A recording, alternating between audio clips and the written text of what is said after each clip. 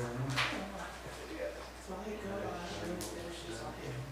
Finish. And Try and make every day count. easy live while we're doing it. And then everything else. Then you have to download it and have an app. Oh, then it gets cheated. Wendy's got it.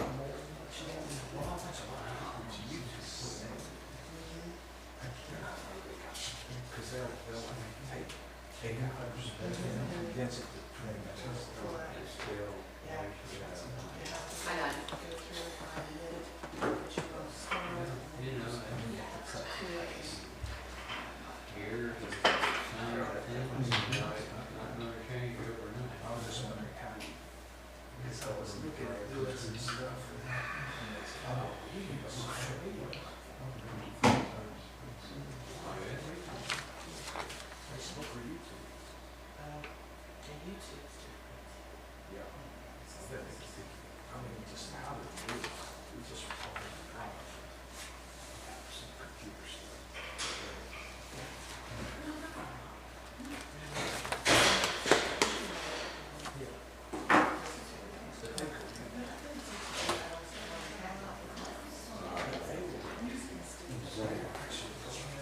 What up? Hey, how you doing? Oh, I'm doing all right. Yeah. Campaign trail goes. What? What? What? Campaign trail going. Oh, it's cool. Talking Going the way they want to or not? Yeah, it's gonna go with the way you want. I let that go. I got a few people left for Publix. I got the last one that goes to work for school. I need to find somebody to call. I'm working Monday through Friday, 7 to 5. Wow. Call, yeah, phone Well, calls. I read about half of it. Huh? Good, good. Been driving home. History Park. Keep people straight. I'm looking at the whole.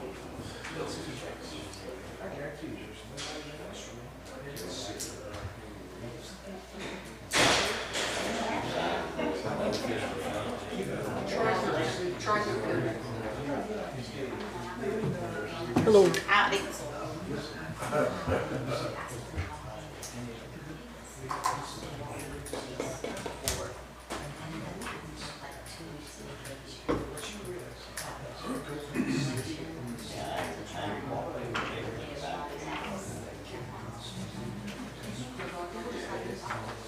I know. Got meetings.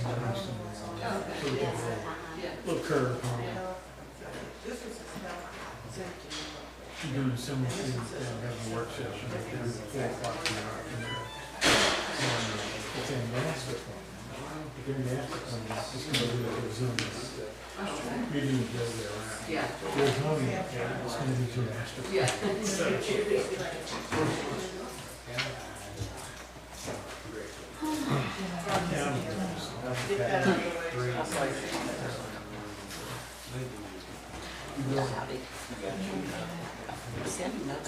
You're a big city compared to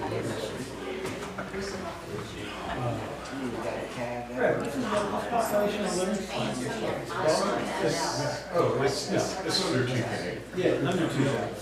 Yeah, they're a little The town, like the parish is, yeah. Town's the only high land. Yeah, they're the only high land in town. So when it rains, the whole parish floods except for the town. He said, why would you live anywhere else? Growth in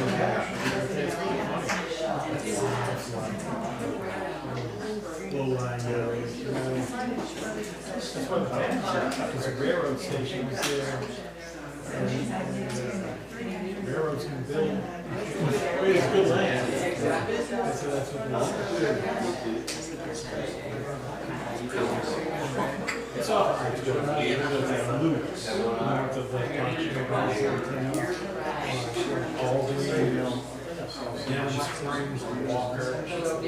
Yeah. Just want you to take notes, just want to have the text stuff on it, and it's like a back very soon. It's fine. They have a tax increment financing, you go with a big shopping center, big retail, development, whatever. Because they're on that east end of Baton Rouge, so they get the growth out of Baton Rouge. So Ascension, Livingston, St. Helena, Tangipahoa, St. Tammany, those are the main five factions in the city of Sonoma that are really growing. The rest of the state, population's down, development's down, Florida down. Real growth.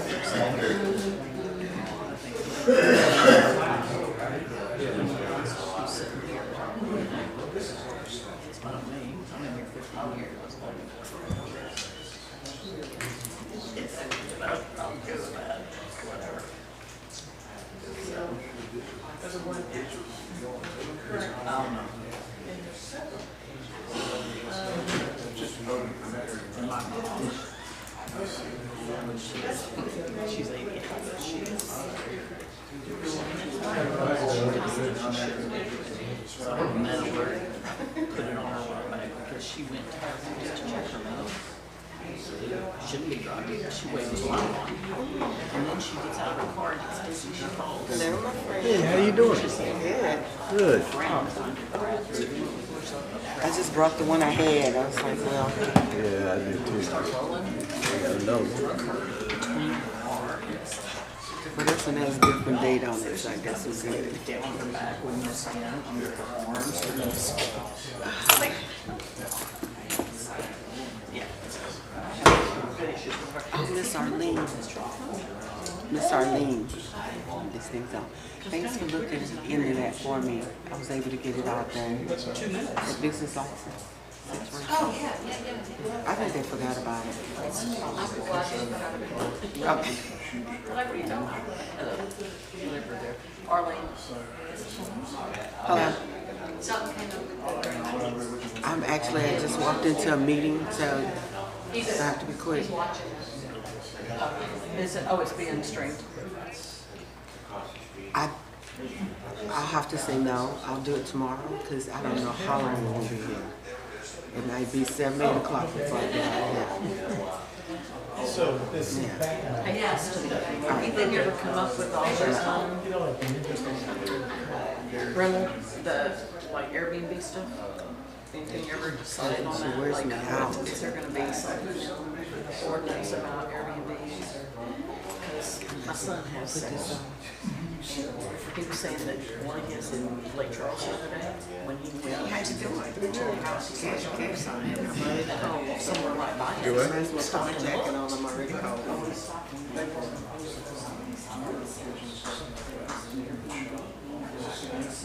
I think this one of those chairs like I'm about to own. Yeah. Okay. It's in my cart. I haven't ordered it yet. It's like enough. I want that. Okay.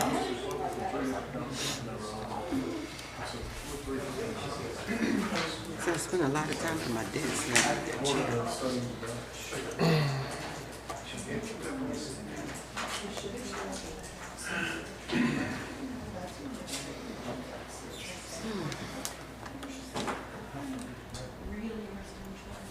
That's Mr. Troy now.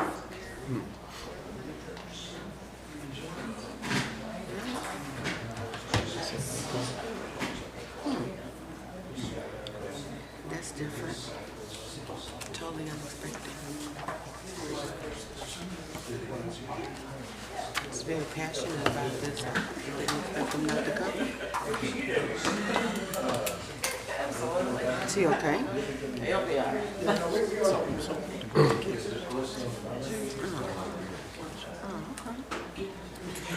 Family first.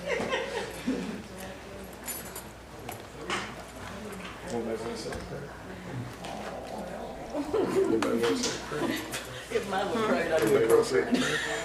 I can say I play. Thank you. Because- Y'all ready to rock? All right. I'd like to call this meeting to order. Please rise for the invocation and the Pledge of Allegiance.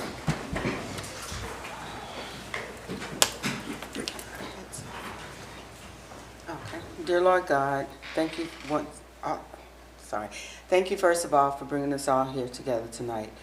We thank you for all that you do for us on each day, and we thank you for all that you are going to do for us to get through this meeting tonight. In your son Jesus' name I pray. Amen. Amen. Pledge allegiance to the flag of the United States of America, to the republic for which it stands, one nation, under God, indivisible, with liberty and justice for all. Yeah, can you roll call? All right. So first of all, this is a workshop for the proposed comprehensive zoning ordinance. And questions should only be related to the comprehensive zoning ordinance. We do have public comment cards in the lobby if you would like to speak. I guess, Austin, would you like to introduce our guests? Yes, so some of you have already met these guys, but we have Mr. Steve Villavasso and Fred Neal here with Villavasso and Associates. They've been helping us with this this process for the last year and a half or so, and we're here to start getting questions and comments on the text. So I will open it up to Okay. Mr. Steve and Fred. Okay, great. We're using the mics, so okay, I'll talk to Mike. So Steve Villavasso, Fred Neal, as Austin said, we're Villavasso Associates, and we've been working with the city for a little over a year and a half on the update of your comprehensive zoning ordinance. Last time we were here, on January 20th, we opened the official process in terms of a discussion where the draft of the plan was presented to you and to the public, and on that evening we heard the first round of comments from the public. Tonight, what we're calling tonight is a review work session, a public review work session. Now that's a little different from, why don't we do the next slide, a little different from the last bullet on this slide. We have a little PowerPoint presentation. Most of these slides were carried over from the last time we were here.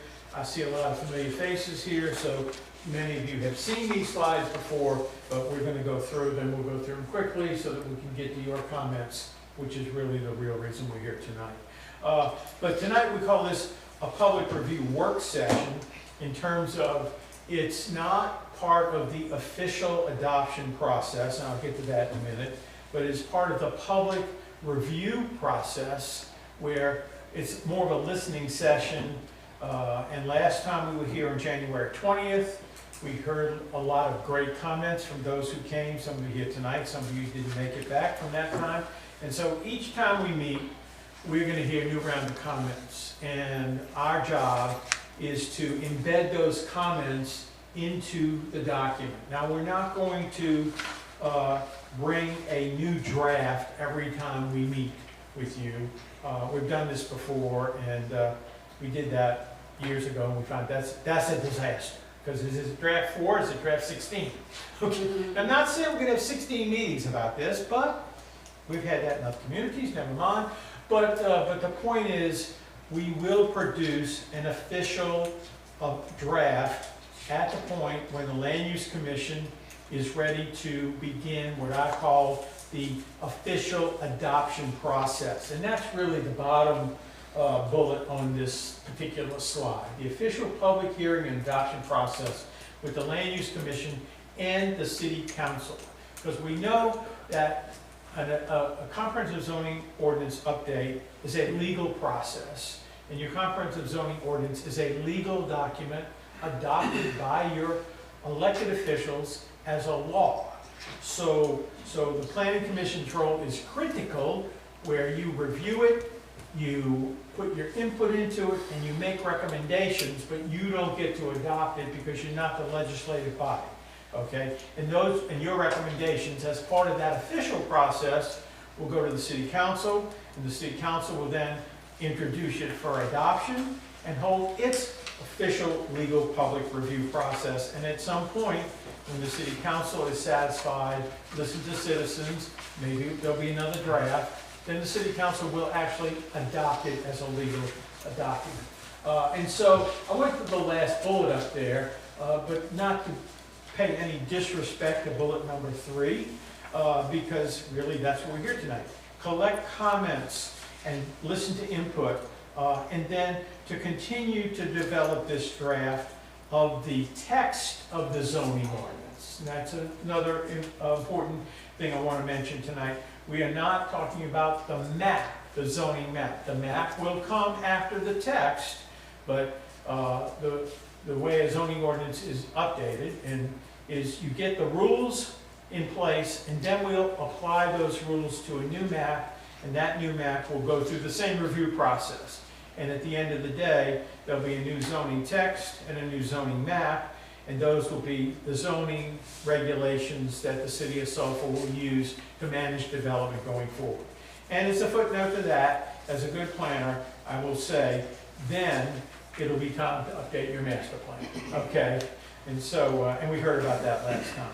So, Fred, why don't you talk about the next slide quickly? Fred and I go back and forth, and then I'll do the one after that. Okay? Yeah. Good afternoon, everyone, and everyone in attendance here. And I will, when we get to the Q&A, we'll probably turn around, but for now, we'll just the camera's give in the back of my neck. All right. So this really highlights, the project goals, and this will actually be a good slide that we can come back to at the end. But these are general project goals, and I will, that we, working with the city of Sulphur, established as a base for why we need this update and what the update entails. And I'll just go really in order. This is the slide we'll probably dive the most deep into. The rest we'll move through quickly. But a text reorganization.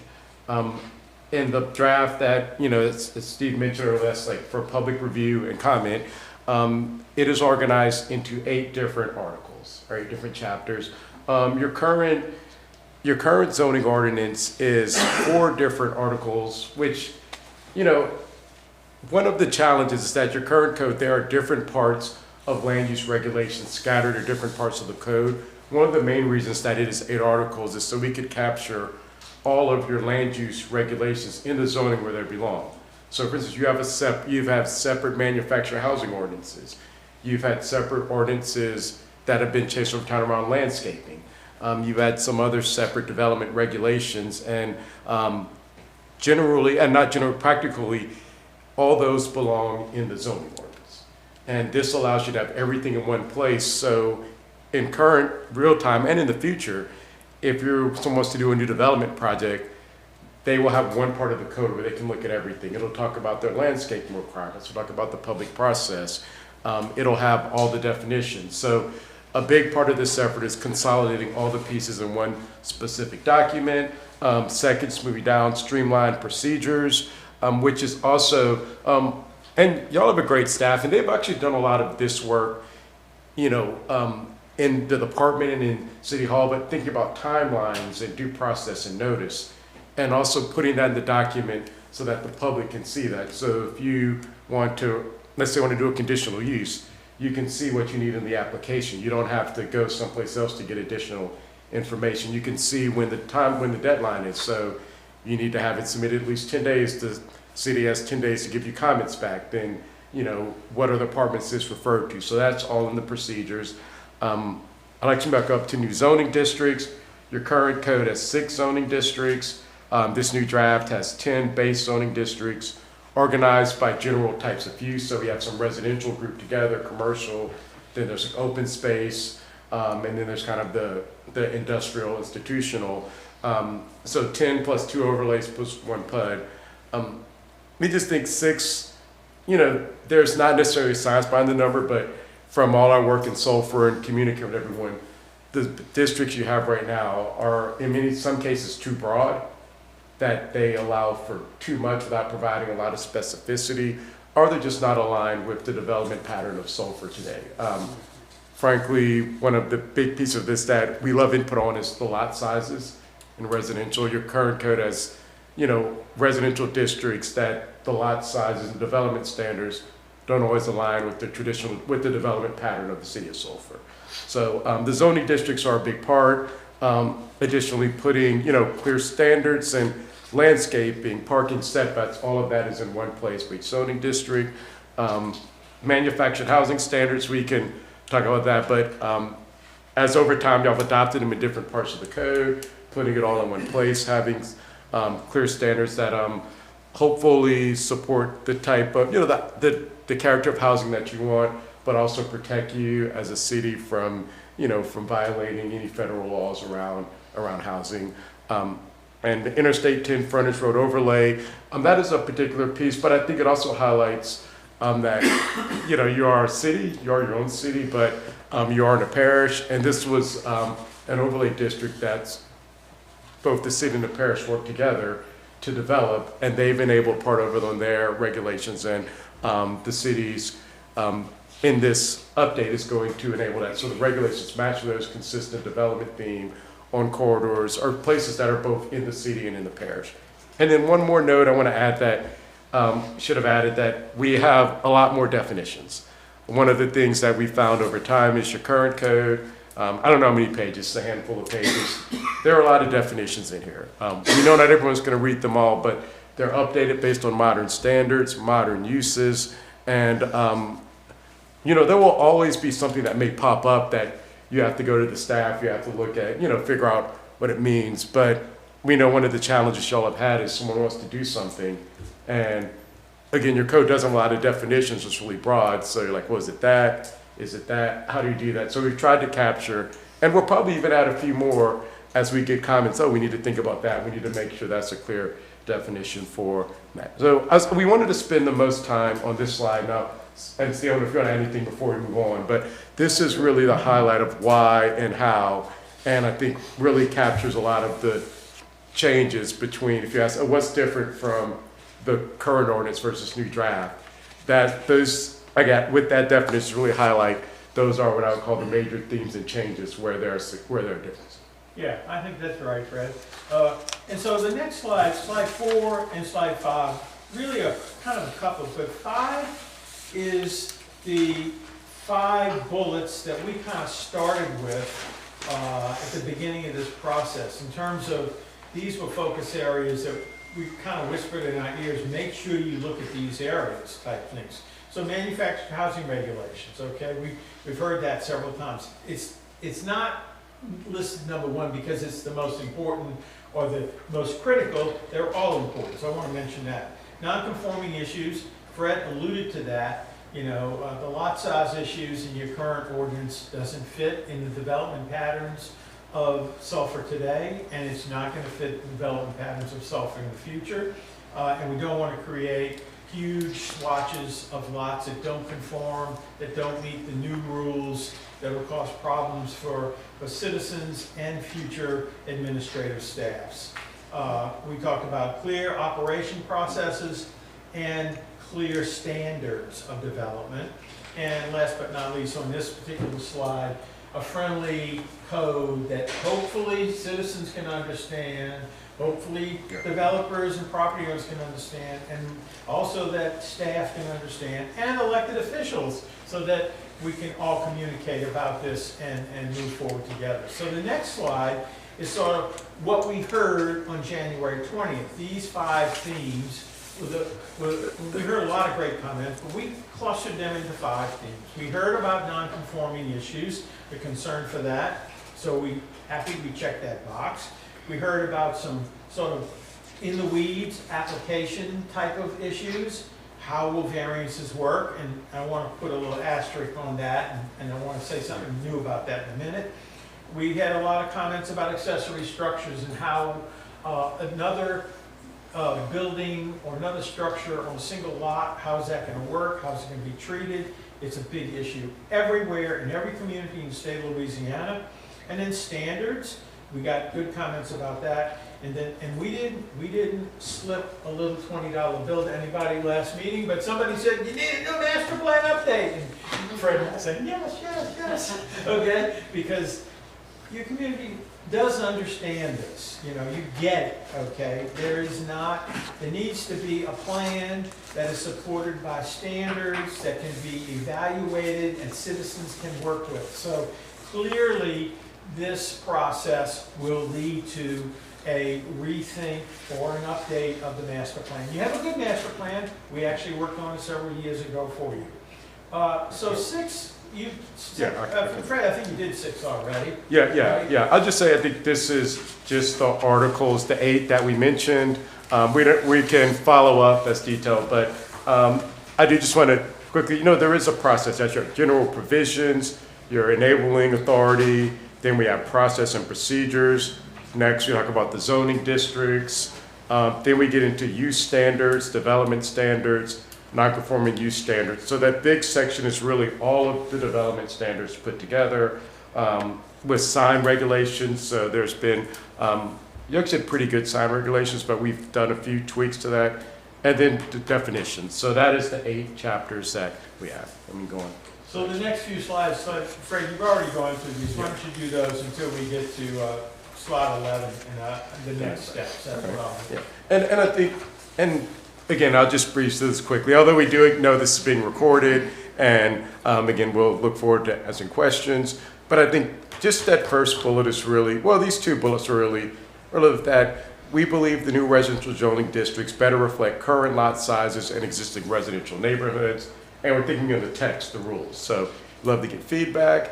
And then with the commercial districts, really thinking about providing flexibility for infill commercial development with additional design standards. So this isn't that we just want to let folks in commercial areas can build whatever they want, but let's think about what's appropriate in corridors and again, with the design standards to improve aesthetics, and especially, again, the word corridors. You think a lot about your major streets and how those look. So, manufactured housing, we know we're going to get some questions and we're happy to talk about this, but I would just say the clear standards that differentiate between what is a manufactured housing versus what is a modular housing, and then clear enforceable development standards for individual and for parks too, but talk about lighting, fencing, landscaping, roof pitch, lot size, how it was placed on the lot. Y'all have some of this in your code, but we believe that we kind of, wanted to go through as much as we could, provide as much detail and to support, the right, when people do want to do manufactured housing, when and where in Sulphur, that is clearly outlined in the code. And we'll go to the next one. I think, again, this example of working with the parish, we don't need to go into a lot of detail, although this is a really cool overlay, we think, that, again, highlights if the parish would have done their own overlay and the city would have done their own, they would probably, there's a chance they could conflict, and because the overlay, the frontage road is both in the parish and in the city, it's really important that those rules reflect, again, to promote aesthetically pleasing, and that is commercial, right? While prohibiting uses that the city believes are inappropriate for those locations. And we'll go on. And last, I think Steve, and I'll mention this earlier, but this is really important. And maybe the last piece before I never go over to Steve that we will talk about is, the current code uses different language, but just for planners, grandfathering is different than non-conforming, and your current ordinances use both in different ways, and really being clear about what is non-conforming, what does that mean, and what can you do, and then with clear rules about enforcement, and then do y'all want to consider amortizing non-conforming rights for uses that are not appropriate and y'all think need to change in the future in the city of Sulphur, so providing a framework for that. And we'll ask them. So this slide, next steps, is very similar to slide number 2, except for the first couple of bullets. Obviously, we're here tonight to listen, get more comments, but more importantly, this will lead to a new work session, opportunities for continued public review. How long is that public review process going to take? How long is a piece of string? Okay, we have to be, the Land Use Commission has to be comfortable, be ready to move forward. We were working this afternoon with the staff, and we think maybe a session that might be more hands-on, and maybe a scenario-type building session where we go through examples together. And so we want to make sure that not only the citizens and the staff and the Land Use Commission understand what's going on, but to present this to the elected officials at the point where it's ready. And not that they don't have their right to make changes to it or input, but so we think those might be a very valuable next step before we get to the last bullet on this slide, which is when you kick it over into the official public hearing process. You will pull that trigger, you, the Land Use Commission, will start that process. Eventually, it will flip over to the council. So we're happy to be here tonight, listen, work with you tonight, and it's been a great project, and I think it's going to continue to result in a great outcome for everybody. So, anybody? We'll turn it back over. Turn it back to the commission. So are there any questions or comments? Yeah, so I guess at this point, if anybody has any questions or comments, yeah, feel free to. Sure. Come on. I'll start.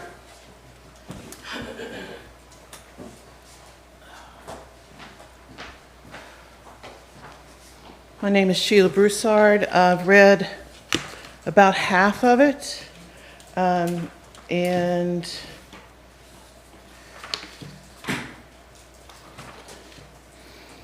let's see. On page 1-1, it says construction authorized by permit has commenced prior to the effective date of the ordinance. And the construction has to continue without interruption. Can we put something in there to affect hurricane, illnesses, emergency situations? It seems to have been left out. Maybe I'm not reading it correctly, but it seems to be missing. Okay. What section is that? It's on page 1-1, section 3B. On the next page, 1-2, it says on D, I guess we're still in 3D, on page 1-2, it says at the last sentence, therefore the city of Sulphur, its officers, agents, and employees shall have qualified immunity against unintentional breaches of the obligation of the administration and enforcement imposed on the jurisdiction hereby. I have real problems when we put wording into something to where the city is not held liable, because it's almost, you can't, unintentional, well, I didn't mean to do it. That's to me is inappropriate for us to have that in there, and they should not be held qualified immunity against breaches of their obligation. So I would like that whole sentence taken out. So as I go through these, so explain the process to me. So you'll take these back and y'all talk about them and decide whether that's legal enough, or y'all can do that? Or do y'all have to go to the mayor and say, we're not protecting y'all here if we take this out? How do you handle that? Yeah, I'll just be, right now we are recording everything. We're actually gonna write it down. We're gonna go back and watch the video. And I'm sorry, I probably should have responded to let you guys, yeah, guys. But I think so, our answer is, our listeners is that we will, for the public record, there'll be a list of all the comments. And right now, we're gonna go back and analyze and talk with the staff. Some may clearly be reflected in an update, others will note that we listened, but we will collect and record all the comments. So there'll be a list that we can share with everyone of these are all the comments throughout the period. And I'll see if there are changes, we can make a note of how those are reflected. So at the next meeting, you can tell me, okay, on 1-1, on 1-3, you can give me the results of that? Yeah. How do we? Let me add a little bit to that. Part of the answer is yes, part of the answer is no. So the part of the answer yes is... That's the part I want. Yes, well, you want both, actually. I did that. It's okay. Okay, so some of these comments you're making, they're all great comments, by the way. Some of them, yes, we need to make sure that, for instance, a reference or a cross-reference to emergency procedures, or in the case of a hurricane or some other natural disaster, some other sets of rules. Those may already be in the municipal code somewhere else, and we need to put a cross-reference. This is just an example. Okay. Another example is your comment about immunity. That may be, it may be a legal issue. We don't know yet, and we may have to check with the city attorney. This section was not changed, so this is a section that was a holdover from the old ordinance. So, but it's a good, that doesn't mean it was right before. Gotcha. That doesn't mean it can't be updated today. So that's one. And the third thing you said is meet with the mayor. We have never spoken to the mayor about this process since we started this project, and I don't intend to as a professional planner, because what we are bringing to the table is what we think are the best practices in professional planning. What is the best type of zoning ordinance for the city of Sulphur? There is a role for appointed officials, your land use commission, elected officials, your council, and your mayor to weigh into the process and to be part of the decision process. But at this point, no disrespect, they're not part of the process, okay? Well, that was my question. Yes. And they're part of this, this appointed board here is a part of this process. So when you meet with the city, who's involved in that part of the process? Public Works Director, I would assume, and Arlene's always there. Yes. Who and else? We've had various members of the Land Use Commission, and we've had some briefings with some members of the City Council and meetings, but I don't think the mayor's ever sat in a room with us. No. I've never had a discussion with him. I mean, he stepped in and said, hey. but- Yeah, that's about it. He- He asked me if I wanted a donut. Well, that- That's about as far as it Yeah, went. the mayor's not included. Sure. Not to be disrespectful. Well, no, but it doesn't really fall under Yeah. his purview. It's No, a Public that's- Works. Yeah, and I'm Sure. saying, the building official, like some of the inspectors, Yeah. because they have insights on very specific, so those other city employees, and even a few people at the parish, high level about a specific issue that, you know, we will occasionally speak, like communicate with. Yeah, because you have to, like you said, on that frontage, you have to make sure that all that gels because they have to work together. Yeah. Okay. And I'll just say, and maybe I think Steve left to remember. Thank y'all for being here, and this is a workshop. One of the reasons why we wanted this kind of format is, and I respect to the chair, everyone's to run it, but it is a little bit more loose and open. We're happy for you to read all the comments, and if you want to give us a copy afterwards for everyone here, but it is meant to be a little bit more maybe relaxed, so you'll have time to go through and share your And comments. if you have it in writing, we want it in writing anyway. too. Would you rather me write this up and put it in an email? Because I can do that. That's perfect, but we're happy to listen to you tonight too, so. Okay. We want both, actually. Good. Yeah. Thank you. Are we following the rules where you can't interject questions or ask things? This is more relaxed, right? It's more of a workshop. It's, We can interject questions? did you have something? I'll get out of your Yes, and way. I forgot what it was, trying to remember to ask that. It'll come back to you. It'll come back. It'll come back to me, no problem. Okay. Right here. Yes, sir. What part of the charter, it seems like a lot of these things step on the charter. Barry Badon, 200 Boulevard. It seems like a lot of these things step on the charter. What part of the charter gives the Land Use Commission the right to even ask for this as a whole? It's state law. State law? State law gives the Land Use Commission authority to review and recommend. Okay, because I was under the impression the city of Sulphur ran by the city charter. Charter Yeah. doesn't mean according to the state law, so it's state law. Okay, well, you might want to look at the charter and how it coincides with this. That's not our job. Well, somebody might, Maybe the city attorney. somebody should. It's in the charter. I don't know specifically where. I'll take your word for it, but I'm going to have to see for myself.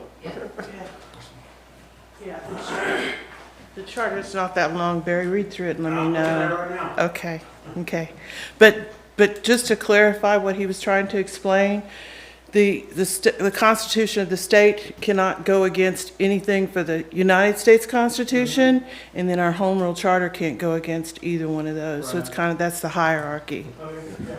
Okay, and maybe it would. The only reason the city of Sulphur exists is because state law allows the city of Sulphur to exist. So you can't usurp anything that's in state law. And state law empowers the Land Use Commission to make and adopt the master plan. That's your real job, by the way. And then to review, recommend, and be part of the process when it comes to zoning changes and land use regulations. Understood. And maybe we could add it. That'll coincide. Yeah, but that could be added to the home rule charter later if that makes you more comfortable, but but look for it and see if it's in there. Okay, page 1, 2 still, down, now we're on section 5. And, yes, page 1-2. Section 5, violations, section B. And it's going to take me a second, y'all. I scribbled all over these pages. It says, small thing, but it's important to me, that information gets out to the citizens on everything that we can, reasonably give out to them. It needs to be given out. And let's see, in the middle of the paragraph, it says, it's talking about unlawful construction, alterations. It says, furthermore, any resident of the community who believes that a violation of any of the provisions of these regulations is occurring may file a written complaint with the city of Sulphur. And such a complaint, well, okay, that's the sentence I wanted to discuss. The Sulphur has an online complaint system. So if we could put something about electronic instead of just written, so that somebody, doesn't have to walk up here and hand a piece of paper to somebody, since we do have that process already in place. And then just a typo, the last sentence says the administrative official. It repeated itself right there. And then in the next paragraph, C, same thing, first sentence, administrative officials repeated twice. Then I've got a question on D, same page, section 5D. It says penalty. And my question is it different than what we had before? I didn't have a chance to read through the whole 33 pages of the other one. It says any person violating provision shall be guilty of civil infraction, deemed a public nuisance, and upon infraction shall be punished for each separate offense by a fine not exceeding general penalty of the city of Sulphur. So my question is, what is that general penalty? Do we have a number amount, or where is that? We do? Where would we find that? It's in chapter 1-1, I think. $500, maybe a day, 6 months in prison, or both.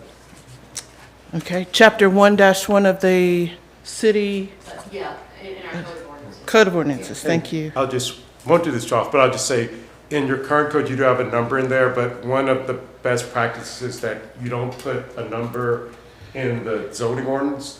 That's determined by the city in their ordinances, so the council can change that. But you don't want them to change it, then you have to go back and update the zoning to have a different number. So that's why there's not a number in there. So could you add exceeding general penalty as outlined in the Code of Ordinances, so that general people like me who aren't lawyers will know where to go look and find out, what I'm going to pay if I get out of line? Yeah. Great.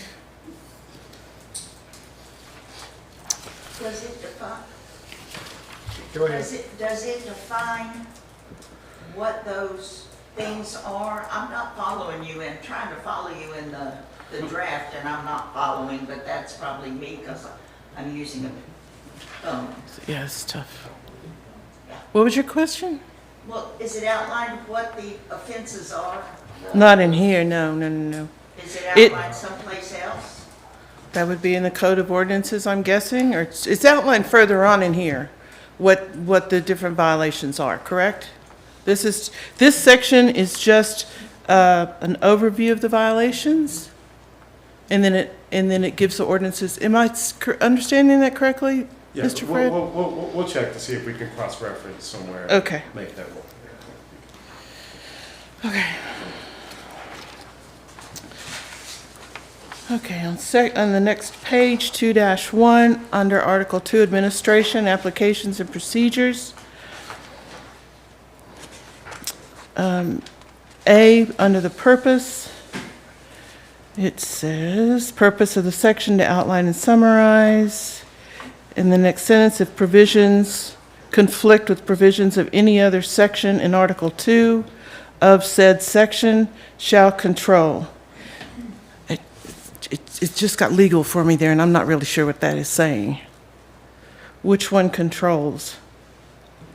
This is really a summary table that's for ease of use. So all of these actions are specified. And actually, I think one answer is, let us look at it. We may be able to cross-reference every bullet point in there to another section. That may be. Oh, it may be referencing something else. It does. But it's in the code. So all of these bullet points on the next page, on that page, are sections listed in the code, in this document.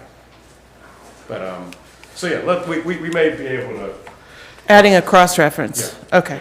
We can look at that. Thank you. Did you? Okay. Does spell out?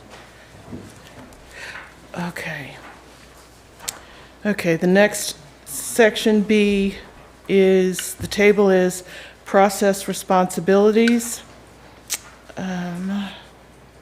I think you covered some of that when you were talking about the final action city plan. The question I have is just the wording of it. Planning and Zoning Commission, we don't really call this board that, right? No. Planning and Zoning Commission and Board of Zoning Adjustment. Is that supposed to be the two names for what this board is? We're changing the two, right? Yeah. Okay, so we're changing the names to Planning and Zoning Commission and Board of Zoning Adjustment. So my question is, why do we have two boards? Why don't we just have one board of planning and zoning and they do all of this? Why do we have two boards for the same group of people?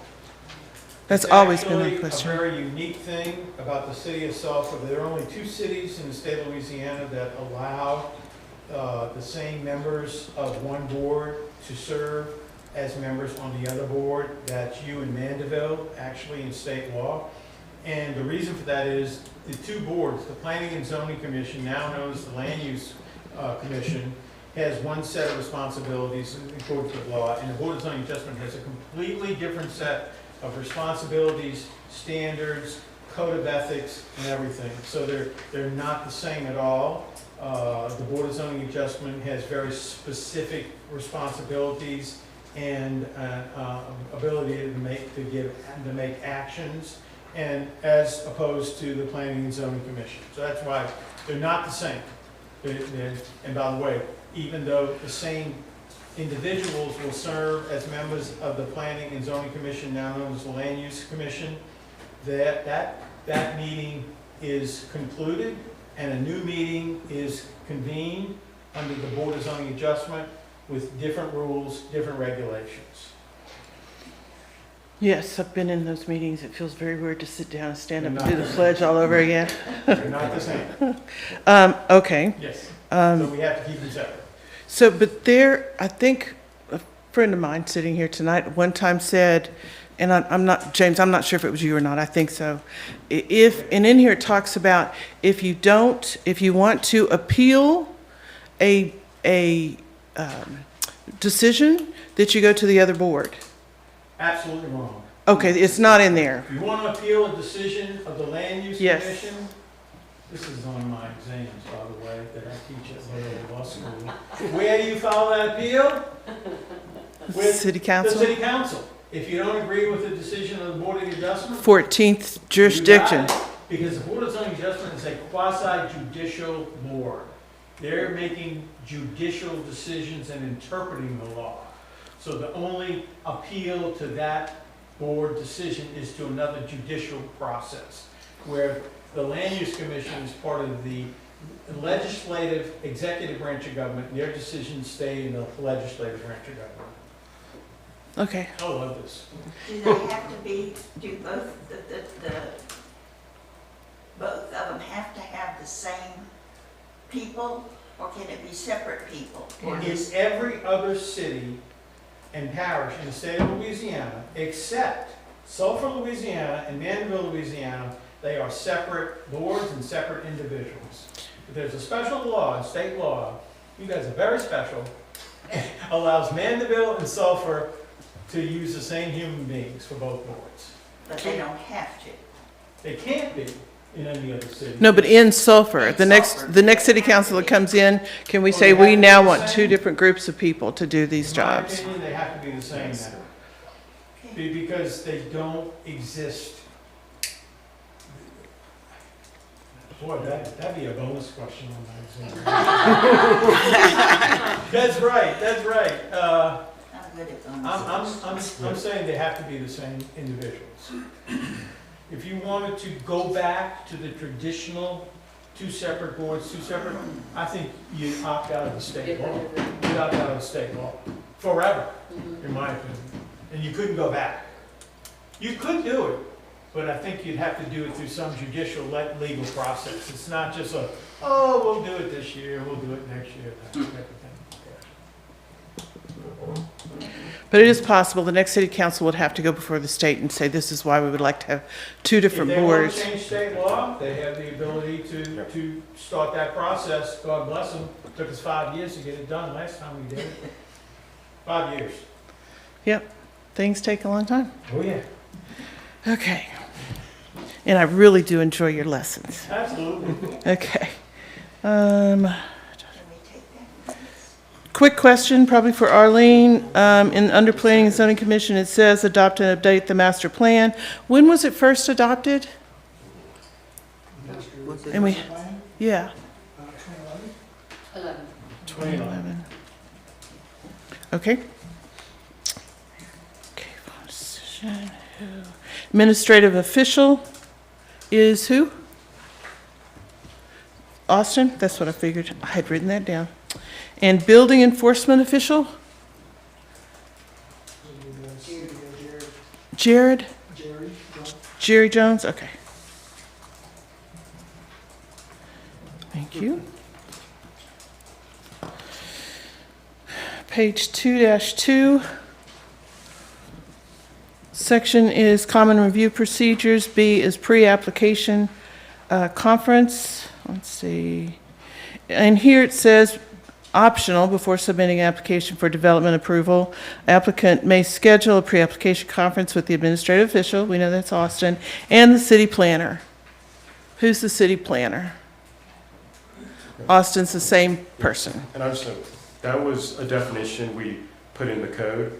At some point in the future, the city of Sulphur may hire someone to be, under Austin, to be an official city planner, but so it's in there with the clear defined role if y'all ever want to pull that trigger. So it's a definition that you should have used in the code. That makes sense, thank you.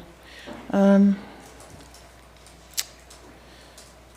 that was already answered. Under the on the table for application, it says application authority and zoning verification. It says that's the authority of the owner, agent, planning commission, and city council. I'm guessing all those dots means all three have to do that, correct? Can. Okay. Can. Zoning verification. There's a whole, later on in there, I'm reading through the zoning verification, and it sounds like Austin has to go to the map, he has to verify, and there's a form to fill out, and that form has to be filed, and there's a whole lot of words, when in my opinion, there should be a line that says zoning verified and Austin initials, and we're done. So why is that process so involved? Well, many times, zoning verification is just like, hey, Austin, what's my zoning? Got it. That's done. But if you're building a $10 million project in your industrial district, and the bank in Chicago wants a zoning verification form before they loan $10 million, then it becomes a whole different deal. They're not going to believe the phone call, and they're not going to do their own research, and they're going to want a legal document based on a code that establishes a zoning verification system that is signed and official and is then sent to the bank in Chicago, and Chicago says, okay, you got the industrial zone. But if I take $1 million out of my 401k and I want to build a little bitty development, You might want it writing too.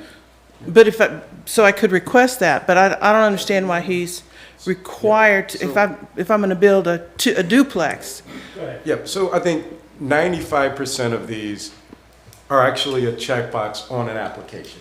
Like the process there, so on a building permit, they verify the zoning. Right. But this is put in there for the process Steve mentioned, but also to give the city, number one, the ability to, you know, to ask someone to pay for the time it takes to do that as an application.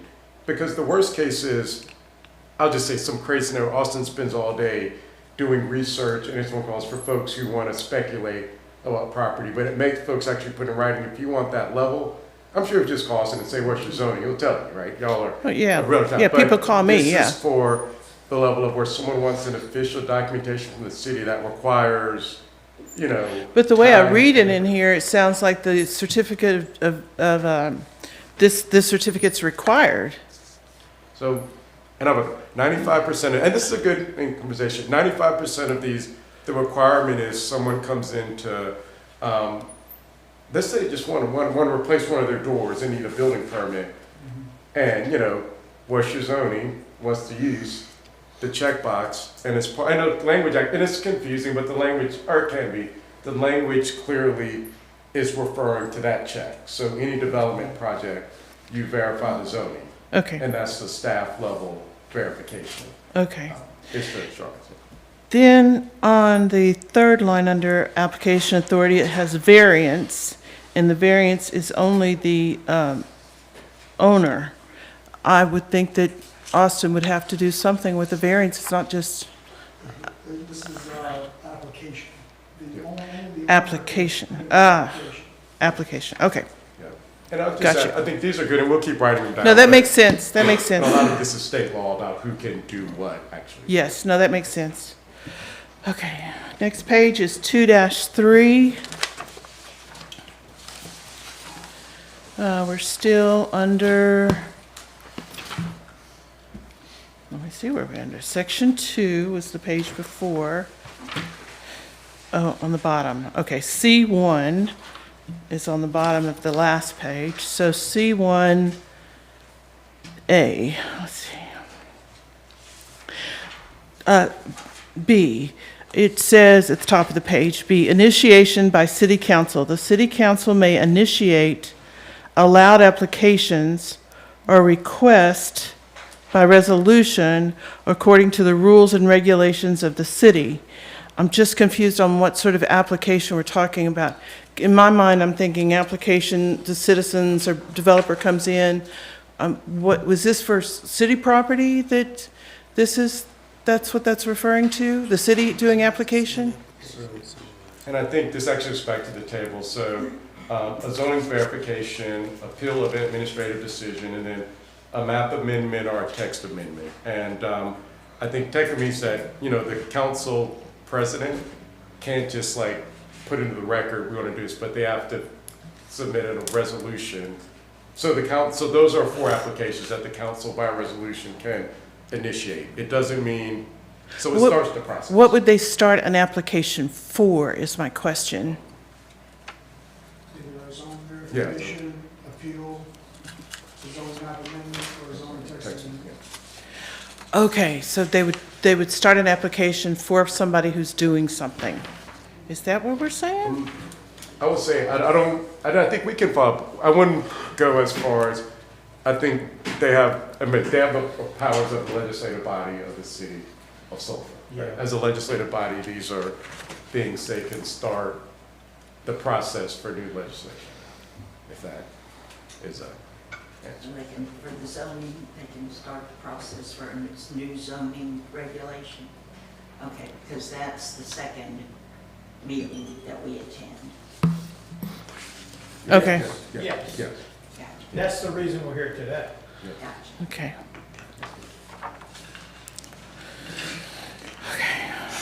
And then number 2, application forms. Applications containing all information requested on the application and any additional information required by a duly authorized representative of the city of Sulphur must be submitted on forms in as such numbers as required by the ordinance. What does that mean, any as such numbers? It just sounds like verbiage that isn't needed. Yeah, I think there's a typo in it. We'll clarify that. Okay. That's a good thing. Yeah, I think that and shouldn't be in there. It should just say submitted on forms in such numbers as required. Yeah, if you So read it without that, it makes however many sense. Must be forms is submitted on required. forms as required by the ordinance. So in as such numbers seems superfluous. That's a good enough, Will. Okay.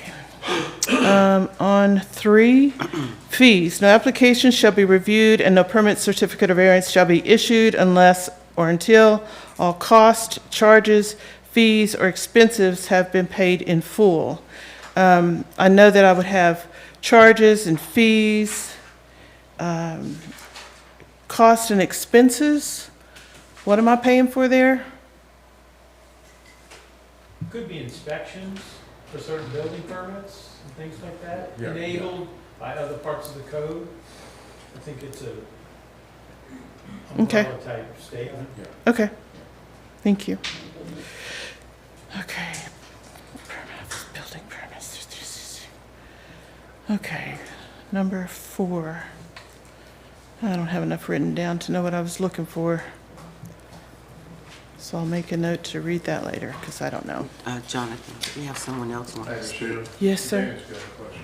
Yes, sir. If we want to interject somewhere in here, instead of me getting up and going through everything I have, if there's a spot where Sheila passes over and there's something I'd like to ask, can I do that? Just Please. As long as this don't. Yeah, so we don't have to flip back to that page? Yes, Did you want please. to come up so I could sit down, Danny? Because I'm all for No, that. I'm just want to have the opportunity, if there's something I want to say, when you're done and you don't say anything about it. Yeah, interrupt me before I go on to the next thing would be Not good. interrupt you, I'd like- No, interject, please. I would, Yeah, I would like to, if we're on page 3.3, an example. You don't have to go back. Somebody in the audience has someone, let's hear about it now. Yes. But if you forget, you can tell us later too,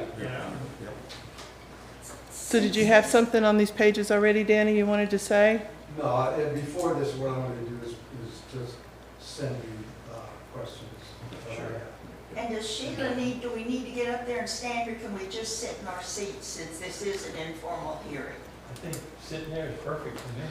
I can't flip through the pages sitting down. I've got 100 pages. I will say, for people listening, Yeah. maybe it would be a better idea to go to the mic. For ease of everything, there's a mic here too. Yeah. I'm serious. That would be great. That's right. I'll try not. On page 2-4, it's talking about public notice requirements. Again, it says written notice, and could we put something in here to indicate that that would be, notice would also be given online? Because written notice has always been, posting on the newspaper that nobody reads, and we have a notification system. So I think I'll say 5 seconds. So I love that question. I think, yes, a lot of this is based on, and I know it's kind of repetitive, like the existing state law, Yeah. which we think probably encompasses that, but this is, I think we can add that word Great. in there without files. I think existing state law says something like 3 times Yeah. in the official record as approved by the local Right. community, which is the newspaper. But we live in the 21st whatever century, and I think in this update, we should put and other appropriate online and other. Good. I don't want to use, social groups and stuff like that. But electronic notification of some sort. Appropriate electronic communication systems, something like that.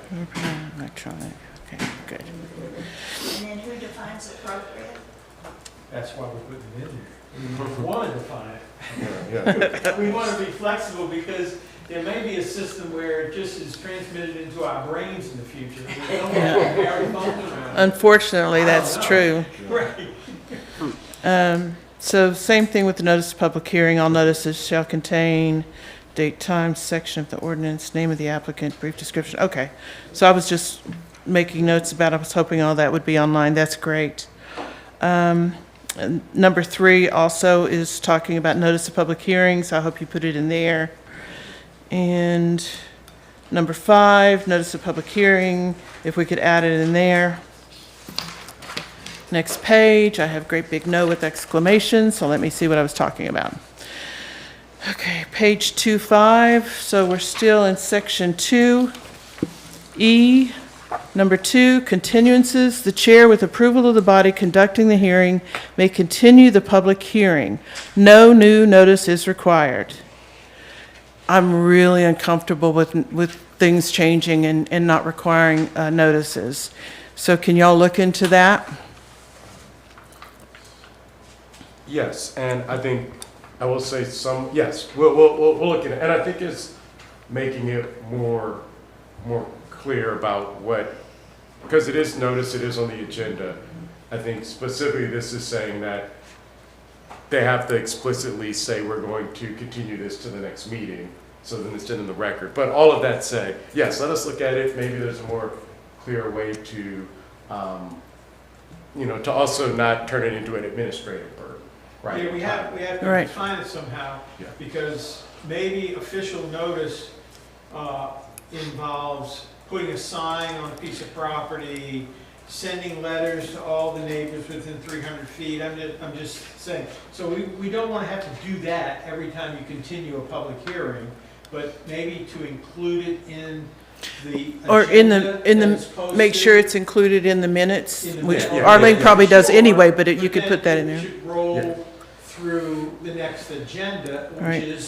which is publicly posted, okay? So Yes. let's look for a practical way to roll it Yeah. forward.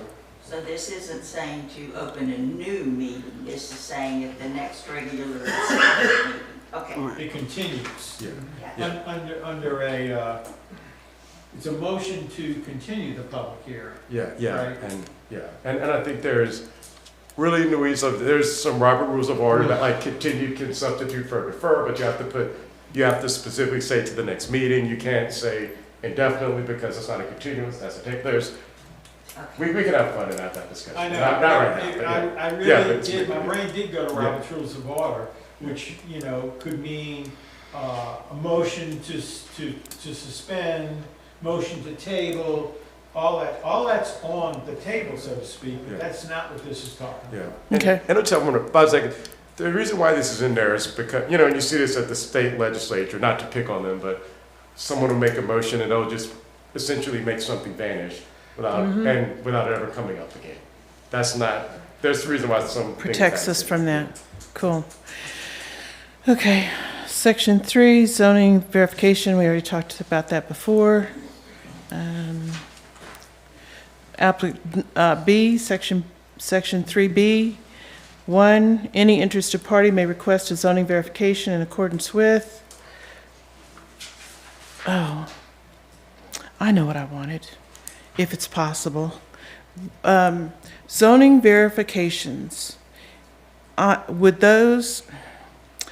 like to see things posted online so that if people have a question, they don't have to call their city council person, they don't have to call and bother Arlene, it's online, then they can go research that themselves. And it just, again, we're in the 21st century and it makes things more easily accessible to the public. So that's what I'm hoping, is that we can set that online, or maybe it's already online. Yeah, it's online. The verifications are online. Well, the zoning map. No, I meant if someone is issued a issued a zoning verification, those kind of permits permits in some cities are posted online so that anybody can go see. If I see a dilapidated house, I don't have to call everybody. I can go look online and see that is in the process of being taken care of. So to me, this might just be another thing we could have online. I'll add a little bit to that. So we are working on getting new software as a city. Yeah. Our next- October is when the IT guy said, y'all are going to be up and good, and I'm happy. Well, that's part of the process. So yeah, when that next is income asset management. But yes, by October, we'll have our inspections and permitting and all that stuff. Oh, will be, on there. And later, we'll eventually have like a customer portal to where you can even, Apply for stuff? yes. Great, great. Thank you. Okay. Oh, B2, when a zoning verification is issued in conjunction with a building permit, certificate of occupancy or business license, no separate application is required. Certificate of occupancy, I've heard of them doing that in New York. I didn't know we did that here. We do that? Okay. You have to have a CO before you can move in. That's in the building For- code, not in the zoning ordinance. Is that- This is a that's- cross-reference. That's for residential and commercial? Thank you. Now, I got a question. Yeah. So I've seen in the past administrative rezoning. So if we allow administrative rezoning and bypass the land use, how effective is that? I don't know what the words administrative rezoning means. It means they bypass the land use. Like the administrative figures can rezone it. I've seen it done. If I pull a permit, if I look at a zoning area, kind of like right here at the corner of Post Oak and Far Lane, where my property issue was, the property that adjoined my property was administratively rezoned prior to my property. It never came before land use. And so it was an administrative rezoning. And that's why I was questioning, how do you, what is administrative rezone? What do you consider? So exactly right, that was my question. So that was the issue that I had, is how do you administratively rezone something without going before the land use? now when I looked up when you told me that, I looked that up and it sounds like administrative rezone is supposed to be coming before them, so. But when I asked, they said that it never went before them on something. So then it didn't even really get an administrative rezone if they didn't go before a Well, body. that's what I'm questioning, like, what is considered the administrative rezone? That, And is that an actual thing, or is that? when was that done? It was done probably about 6 months to a year prior to my the property purchase on 2209, if I'm not mistaken. You not Kevin's property? Yeah, well, Yeah. yeah, it's Mr. Leonard's property. Yeah, that was for zoning and council. Okay, because that's, okay, so it did come before. Yeah.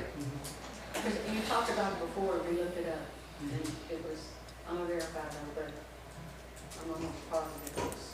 I have to say, the word rezoning is a legislative matter. And the only body in the city of Sulphur that can enact or be involved is the city council. An administrative thing means some sort of a administration level in the executive branch of government, if you want to get down to that. The term administrative rezoning is an absolute oxymoron. That phrase doesn't exist. So it's either a rezoning or an administrative decision. Both of those are valid processes, completely different. But you mix the two together, something's out of whack. My brain exploded. So there was no administrative rezoning, this was done. There is no such thing as administrative rezoning. So this. It was a valid rezoning, It was is a what I'll valid be rezoning, saying. so there was no administrative rezoning. It was a legislative process. Okay. And a normal rezoning, I don't know the case, but I would suspect it went through the land use commission and then went to the council under a proper legislative the way this is doing.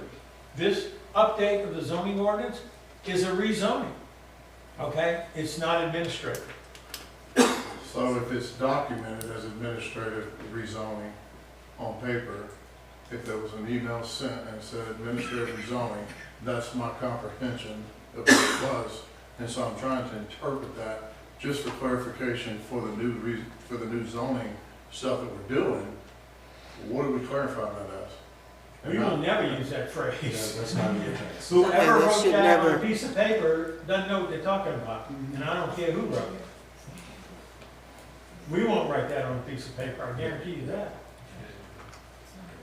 The administration does not have the authority to resign. Ready? Page 26. No, zoning verification, we already talked about that, thank you. Board of Adjustment, already got that. Okay, we already talked about that. Page 2-7, section 5 on variance. Section I, decision by the board. No non-conforming use of neighborhood lands, structures, or building in the same district, and no permitted or non-conforming use of land, structures, or buildings in other districts shall be considered grounds for issuance of a variance. I just have no clue what that means. Could somebody explain that to me? First of all, I just want to note, there is a numbering issue that we'll correct. Okay.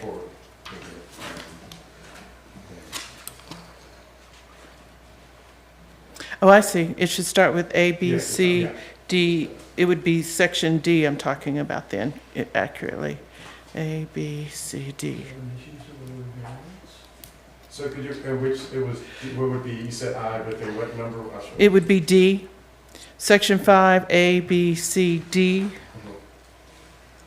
Number 5, no non-conforming use of neighborhood lands. And then could somebody put that in, layman's terms?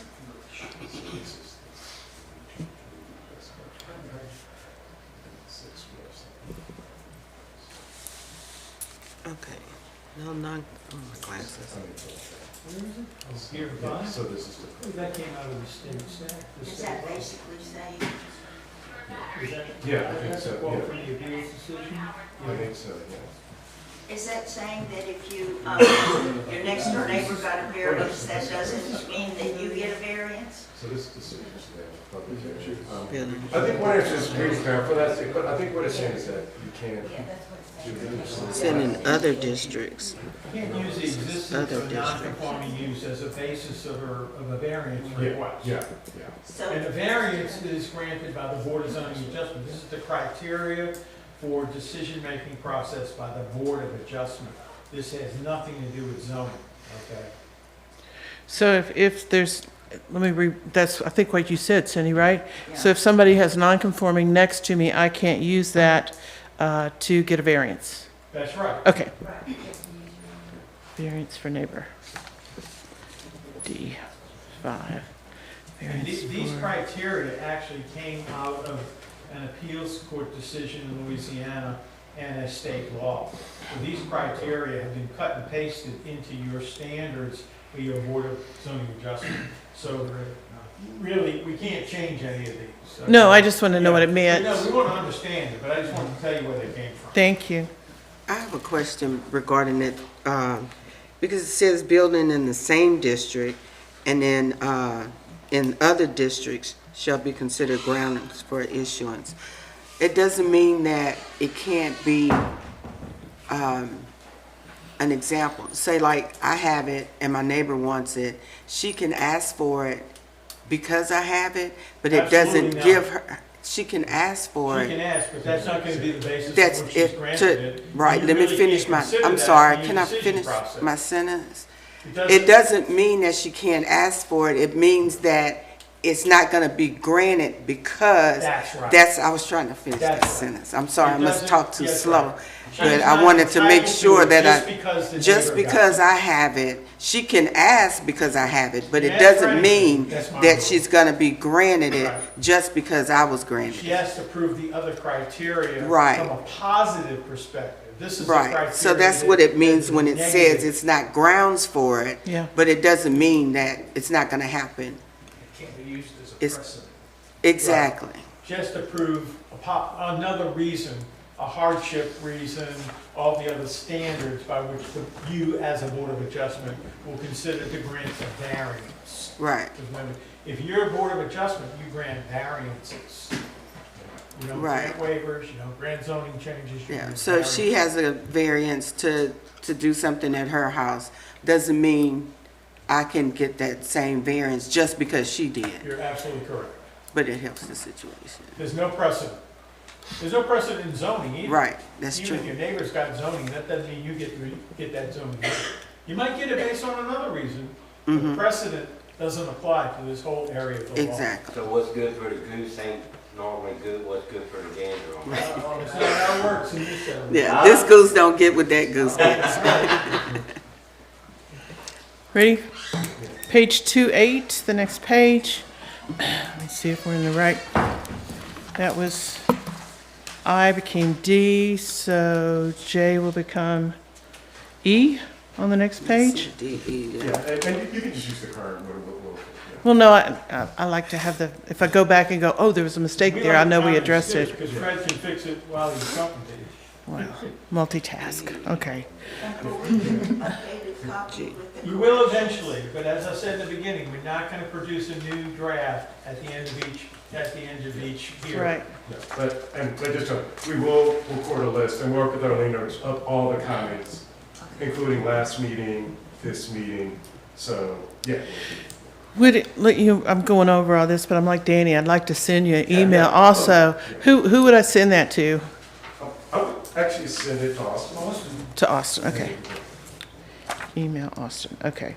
And you'll get, because what I'm going to do is go, let me confirm, we said this, and this, because I've got notes and I want to make sure I've got your notes separate from my little ideas in my head. Thank you.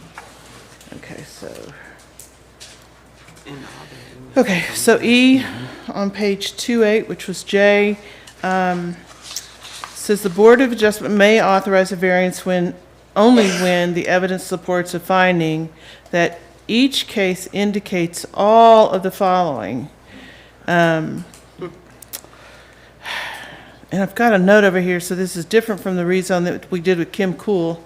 Is this different from the last? This is a variance, this is not rezoning. Not rezoning. That's right, remember, this is Board of Thank you. Adjustment, it's not the Land Use Commission in this part of the in this part of the ordinance. So the rezoning is? Different. Is land use. Land use, right. And the reason it says all of the criteria is because that's what state law says. Okay. Now, a lot of communities interpret it, but it says all. Yeah, okay. All none. That's what it says. You read the state law. So there's a different, so for the land use, there's a different document for their rezoning that they have to follow, laws they have to follow? I think, and I'll just have it, you'll get to it as you go down the list, so, and this is actually, I think, as a broader point, to go, we're just why we organized this, so we kept all of the processes together. So Okay. right now, we're on, The variance process, but down, it goes to site plan, but eventually you'll see zoning text amendment and zoning map amendment. And because, I don't know, in terms of, some people say, why are you repetitive with all the language? Because it does, some of them are similar, but because we can keep the sections. And again, we'll make sure the numbering is correct. So that you don't have to flip back and forth all the time? Yeah. Okay. Oh. 7, the request for variance is not based primarily on a desire to serve the convenience or profit of the property owner or other interested parties. So the state law says primarily on? I believe that's word for word. We Okay. don't go back over it. Okay. Page 2-9. Section M, whatever the new one is. But on 2-9, right now it's section M, 3F. I have a little note out to the side. What is this? The approximate height of all proposed structures, principal and accessory or major excavations in relation to height of structure or adjoining property. The location should be drawn to scale, but full dimensioning is not required. What is full dimensioning? Oh, when the fire marshal asks you to do everything in the exact inches and everything. Well, this says drawn to scale, so I don't know what full dimensioning is. And maybe and then we'll go back, there may be a better way to describe it. This is not a building official scale of design drawings. But this is, for site plan approval, which is verifying, which is again, that it verifies the general dimensions, the site, how it sits, but this isn't like what. An engineered drawing. Yeah, it's not engineered, so actually, and it's not interior. This is all exterior. So full dimensioning could mean that it's exterior, not interior. Yeah, if you'd fix that wording. Yeah, I'll make it, that may just be Okay, enough. exterior. Thank you. That would make sense. Page 210. This would be current section O at the top. Number 4, Planning Commission may attach conditions as required to the site plan to comply with this and/or other city ordinances, or as necessary to protect the health, safety, and welfare of the city of Sulphur and to minimize adverse impacts on adjacent properties. I just wanted to point that out because as I went forward from that point on, I wrote HSW over and over, because to me that is the overarching direction for this document. We shouldn't be trying to be an HOA. It needs to meet health, safety, or welfare, not just whims of whoever's in charge. Okay, so I just wanted to point that out. Absolutely correct. Section P on this page, 4B, site design and development intensity appropriate for and tailored the unique natural characteristics of the site. Development intensity, what is that?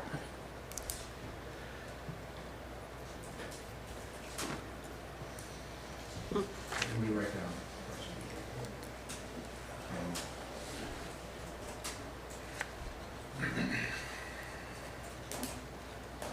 And so always should do it with the note that, we'll go back and look at that. That Okay. might be what they're generally aiming for. And again, this is site plan. This is for only developments over a certain size. Okay. That the city has, and the Site planning plan. commission gets to review the plan of the site. Generally, we're talking about things like, I say, development intensity, how people access the site. I don't want to say parking because it's not parking, right? But it's other, if you have, a site that has a lot of intense uses, is the access and ingress correct? Does it go to the right street? Those are things that I think this body can advise on and ask questions to an applicant, right? And I would say, maybe some questions, are they made a thoroughfare? Are they trying to drive, exit on a residential street, right? Those are questions, that's the general, very general rule that I think fits into this question that they have the ability to ask. You're basically talking about traffic flow. I don't want to limit it to that, but yeah, I think that could be an example. It could be, but the term intensity is a term of art. It is not a quantitative measurement, and because of that, it's attached to an evaluation of a site plan review.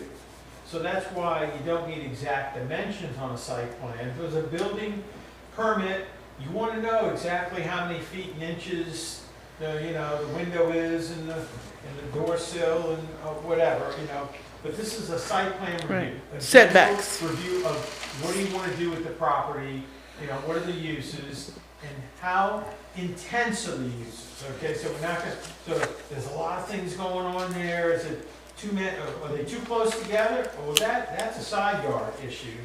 Are there too many units on the site? That's a density issue. So those are quantitative things. So this is a section that is guiding the decision process to avoid really a challenge that would say, well, land use commission or city council, you made an arbitrary and capricious decision. That's a legal term. Arbitrary and capricious means, did you flip a coin?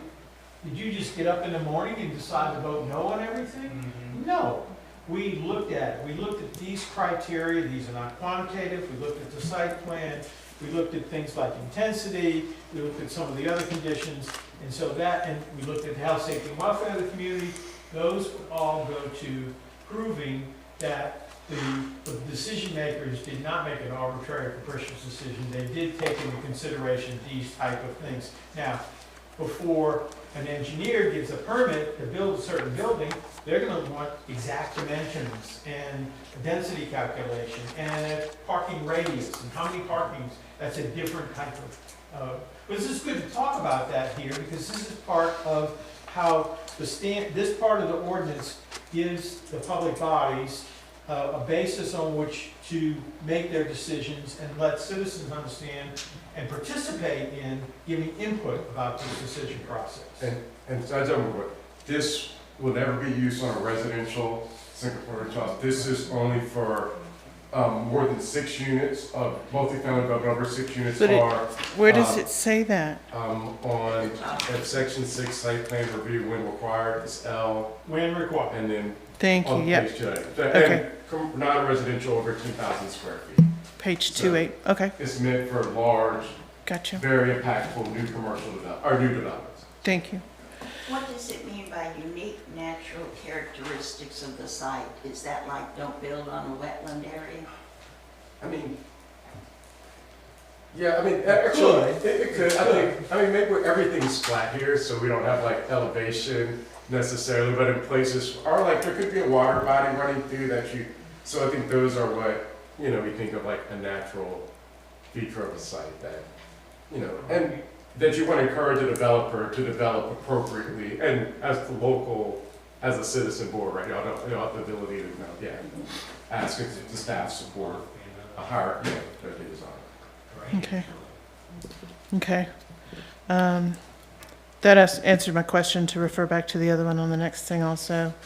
Adequate design. Oh, same section, site plan demonstrates for E, adequate design of grades, paving, gutters, drainage, and treatment of turf to handle stormwater and then, and so F shouldn't be there. I guess it's really, that's a continuation of the sentence. Yeah, let me, I just wanted to, I think that's probably just, yeah, something. Okay. But my question about this section, I'm not sure where it would need to be included, but the city right now is using the International Code for the year 2020. And when I started my building, they told me I needed the International Code, so I got the most up-to-date one, which is 2024. So I guess, Austin, this is for you. When a new IRC comes out, it should be used by the city, or? Typically, we adopt the new, whichever one is So it's been almost 2 years since the 2024 came out. How long do y'all wait before you adopt the new one? That's a good question. I can check on it. Yeah. Okay. Ask who? Denise and Jerry, Jerry Jones. Okay. Oh, yeah, that's right. Is it correct, y'all can exclude things out of the RC and adopt things out of it that you want to use and exclude things that you choose not to use, correct? It's kind of at the city's discretion, depends on what y'all decide to. It would have to be stated in the ordinance, I'm sure. Yeah, right, okay. Well, specifically, what they had to do for us, and I think it's in, there's some wording in here somewhere where it says, you know, I'm just going to paraphrase, when an ordinance tells you you have to do something, like you have to build a grade up to here, and it's where your RV is going to be parked, it didn't work. So they came out and they said, this ordinance is going to impose an inordinate amount of undue pressure on you that, you know, it wasn't financial, it wasn't to help us in that way, it just didn't work. So yeah, when the code does not work, they have to do that, and they were really good about that. Okay. 2020, let me read that. When updated. Arlene. Thank you. Can you include something in this that says that when the new IRC is, when you have a new one, that it has to be reviewed and updated in a certain amount of time? Or is that something that goes somewhere else? Because, I mean, that just seems reasonable. The IRC is a book about this thick. Yeah. And But is it all that you did? Doesn't change everything, does it? no, a lot of it is the same. It's just kind of like this. It's updated.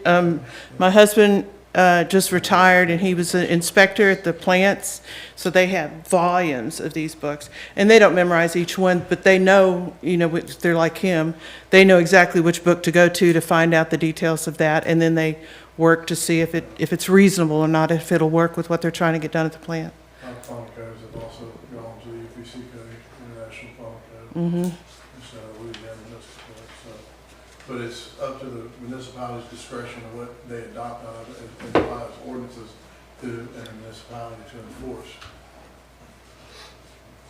So I think they omitted like trailer house vents, the little screw in, mechanical student vents.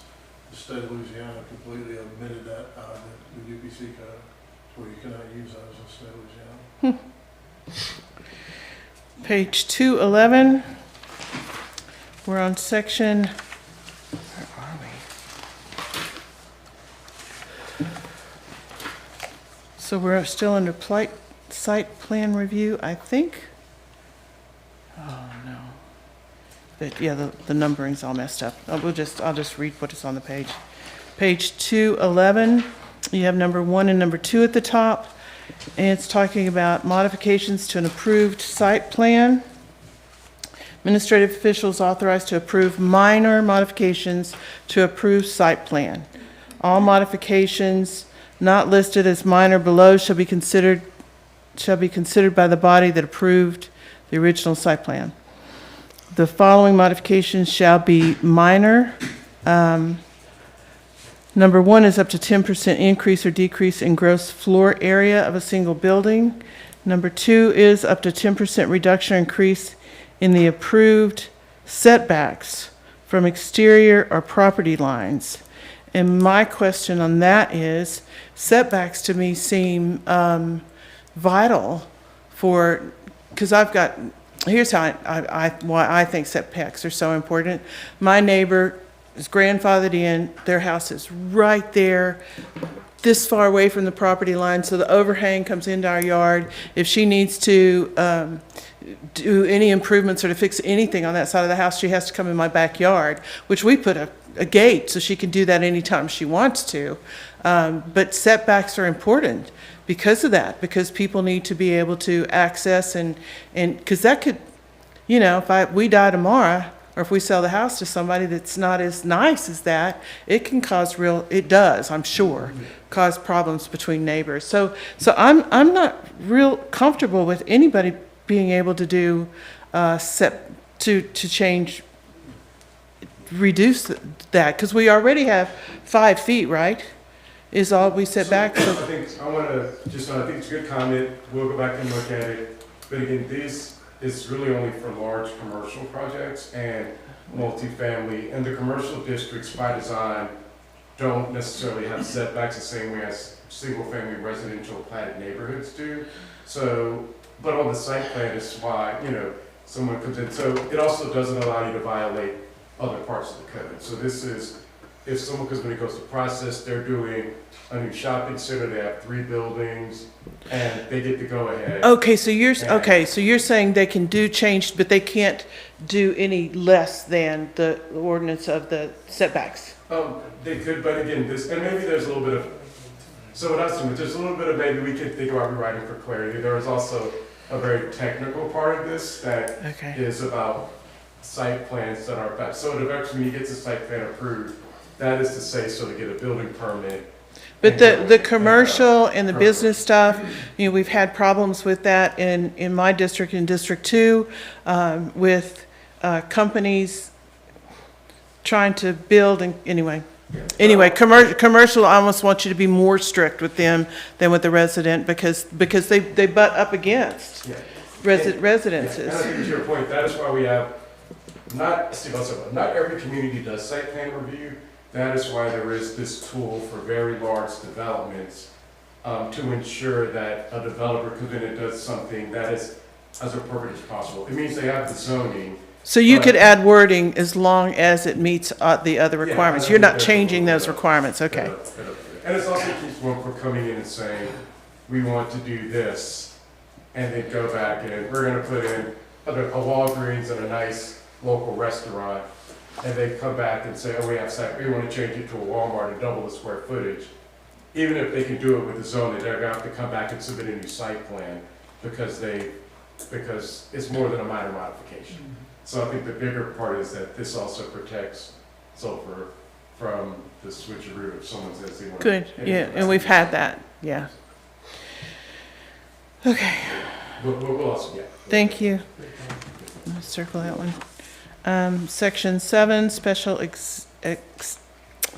exception, permit B application. No. 3, application shall include material necessary to demonstrate the grant of special exception in harmony with general intent and purpose. That's good. Will not be injurious to the neighborhood, to adjoining properties. We've had that happen. Or otherwise detrimental to the public welfare. Such material may include, but is not limited to, the following when applicable. So I had a little question about may include, but not limited to. That might be, we'll read it through. That maybe should be a show. We'll check. Okay, circle, thank you. Well, I have a question, I think it was back right underneath the, You want to get on a microphone, okay. Cindy, because I want them to hear you. I gotta figure out where were we before we went someplace else? Page 211 is what we just read on. Section. Yes.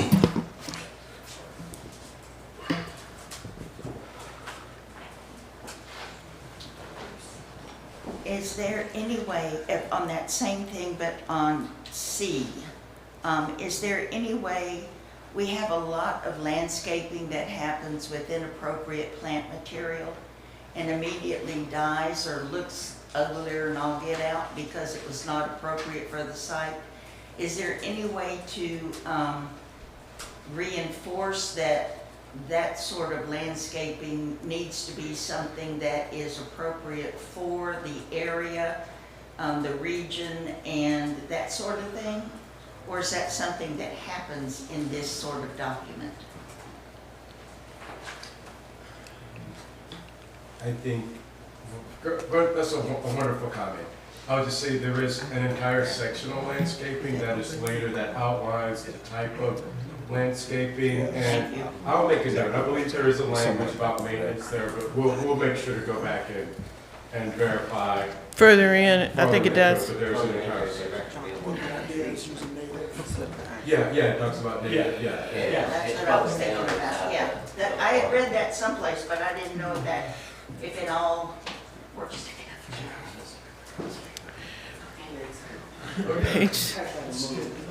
Page 212. What time is it, y'all? 7:30. Could we take a 5-minute? I know. Could we take a 5-minute bathroom break? I think, yeah, if I can also offer someone else that's maybe if you want to take a break and if other folks have things they've been waiting on or. Yeah, does anybody else wish to speak? I have a question. There's a water fountain, but no way to get water from it. There's no cups, there's no nothing. What do we do about that? There's Sounds like a code violation to me. Yeah, me too. Just saying. Okay, no, I can keep going. Okay. Page 212. I've written on here HSW, Health, Safety, and Welfare. Number 4, commission may attach any condition to permit necessary to protect the health, safety, and welfare. I love that. These conditions may include but are not limited to. And so B says increase the required lot size and yard dimensions. This is page 2-12, 4B, and so it says this is for health, safety, and welfare. Increase the lot size or yard dimensions. Not sure how that's health, safety, and welfare, but yeah, I can see it could be. C, limit the height, size, or location of the buildings. And D, control location of vehicle access points. That's good. Street width. We already have ordinances for this, but this is all just rewriting the same thing, right? So we don't have these ordinances someplace else? I thought we did. So, yeah, and this is not, this is a special exception where someone is coming and asking for something that is a special exception to the table that the land use commission can recommend to the council, additional standards. But this outlines Land use a list of the type of standards. They don't have to be exactly this, but it's to give some guidance to what could be recommended. It is also, I'll step out and say, one thing that is not on there is changing the land use. So they can't recommend allowing a land use to stop permitted in the zoning district. But we can recommend, and it's recommended, site-related issues. So these are all things that they could possibly do. So it says, Looking at sites. so it says the commission may attach conditions, Yeah. but they're just making recommendations. So it's not really they're legally putting these conditions on them. It's recommended conditions? Recommended conditions, right? Okay. Correct. If you could add that, it would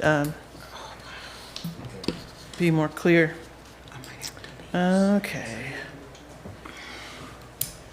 Next page, 213. F, review criteria. 1, proposed special exception permit is consistent with the permit elements of the City of Sulphur Master Plan and other adopted plans. What are the other adopted plans?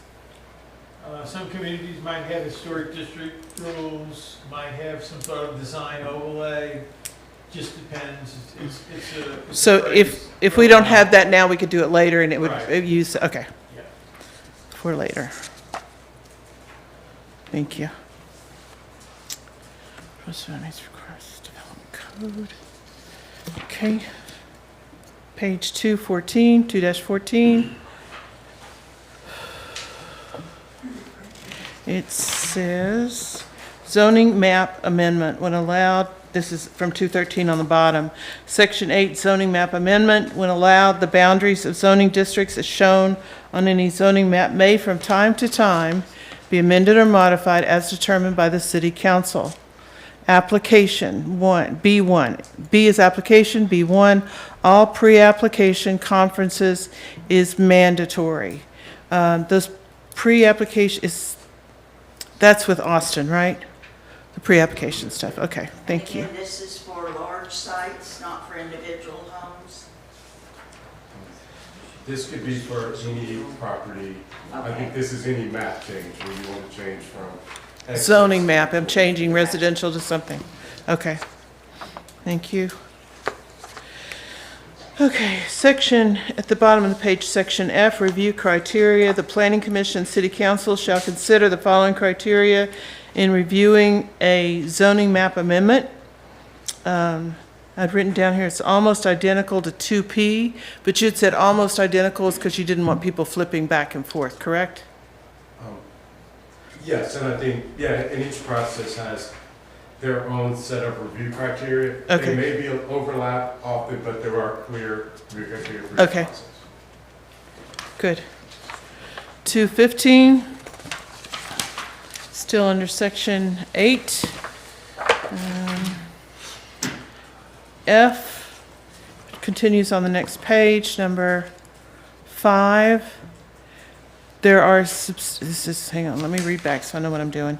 Review criteria again, following criteria. The Planning Commission and City Council shall consider the following criteria in reviewing a zoning map amendment. Number 5, there are substantial reasons why the property cannot be used according to the existing zoning. That's good, never mind. And then I, expiration, a zoning map shall not expire. I've written down when, use. Zoning map shall not expire. No, never mind. That was a bad note I wrote. The bottom of the page, so we're, Interject on that. Yeah.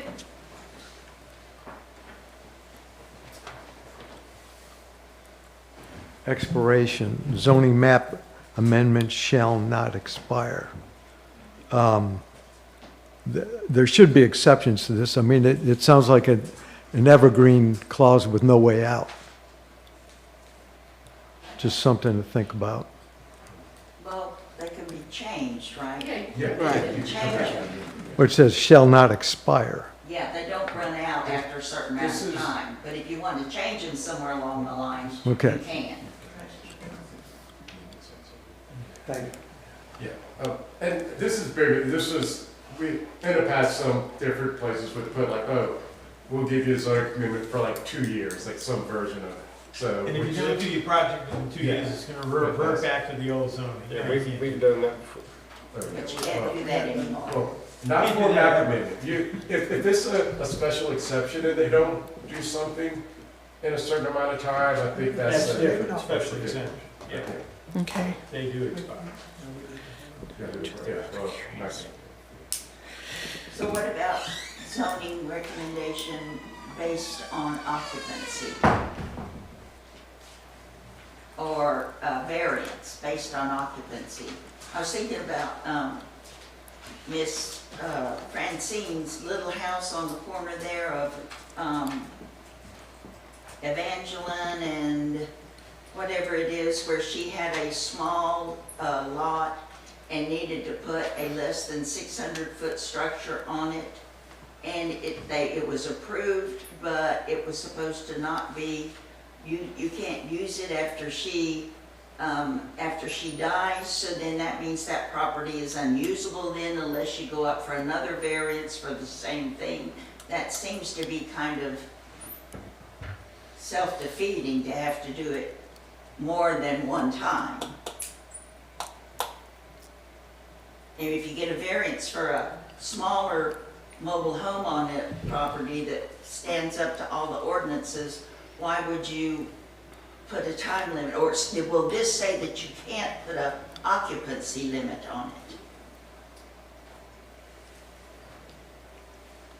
I'm trying to think what that one was for. Was granted because she was granted, if I'm not mistaken, because she had a hardship.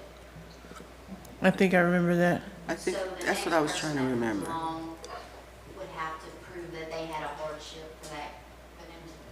But there wouldn't be anything else that would actually fit on that lot. But when it was granted, due to the hardship, that would have been expressed and explained at that time that we're gonna grant this due to your hardship, but nobody else can live there after you pass on.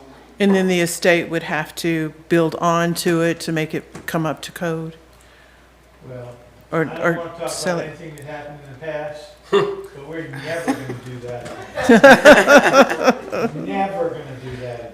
So I'm gonna write no hardship, There is no such thing okay, as hardship zoning change.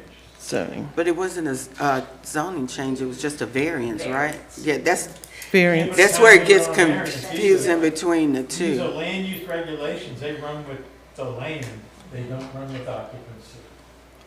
Okay. So I let you say it a few times before I can't tie it to occupancy, or an aspect of occupancy. Gotcha. Okay, we will not do that again.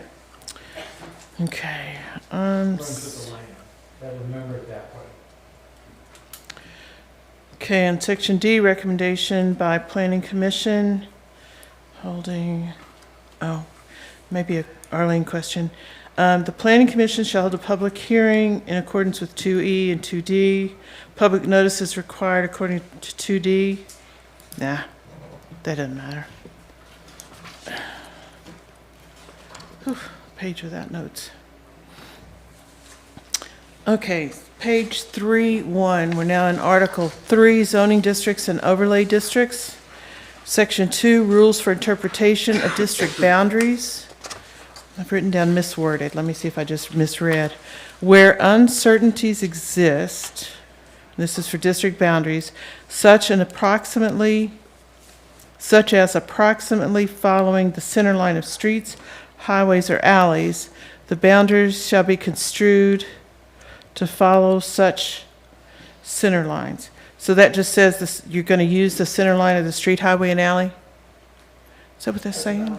And it could be one zone on one side of the street Zone on and the the other other. zone on the other side of the street. I think I just misread it. Okay, all right.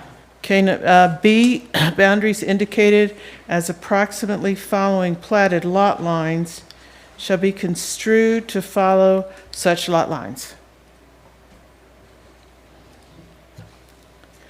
approximately following, boundaries indicated as approximately following plat lot lines shall follow lot lines.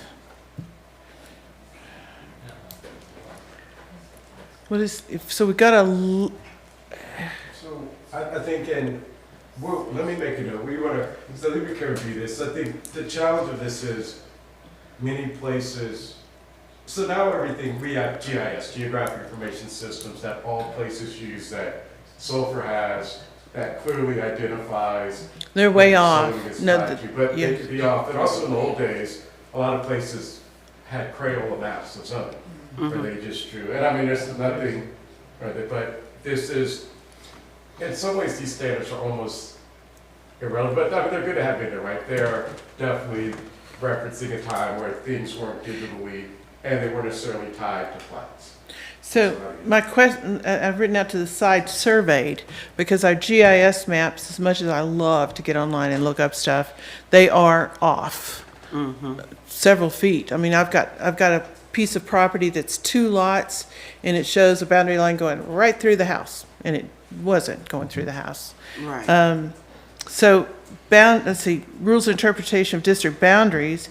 If there's any sort of question about boundaries, shouldn't surveys be required to decide where that plot line is? A lot of times we ask for a survey.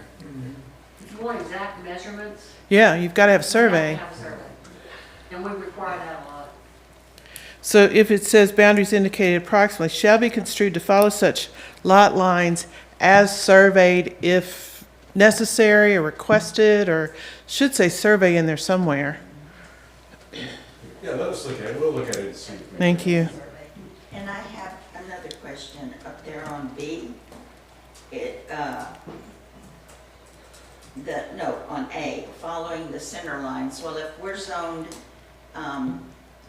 residential on one side of the center line and mixed residential on the other side, I was thinking about the instance before where it says you can't, because of a variance from somebody else, you can't request a variance and use that as a reason, the other variance as a reason for your variance. Would that also apply to if it's residential on one side and mixed residential on the other, and you want to put a mobile home in the residential area that does not have a mobile home overlay? Would that be a reason accepted? Because I've heard that come up a lot, in that we have, one of my next door neighbor, or the folks, behind us have the same sort of zoning. So why can't we do it here? So can we clarify that so there's no question that a variance, the zoning beside you doesn't give you a reason to have the zoning in your area changed or variance approved? It's not the by right reason to change it, which we were talking about before. But that doesn't mean you don't have a basis to change it. There may be other reasons to change it. Right. It could be a change in the development pattern of the community. It could be a new master plan adopted which says this area of the community needs to move in another direction. There may be other reasons, but just the fact that I'm next door to this zoning doesn't automatically give me the right for that zoning. And you might be able to make the case other ways. Okay, so that's, I think that we need people to understand that. Yeah. Because that would stop a lot of mess from coming in and saying, well, such and such has it, and they're just right down the road. And they do that.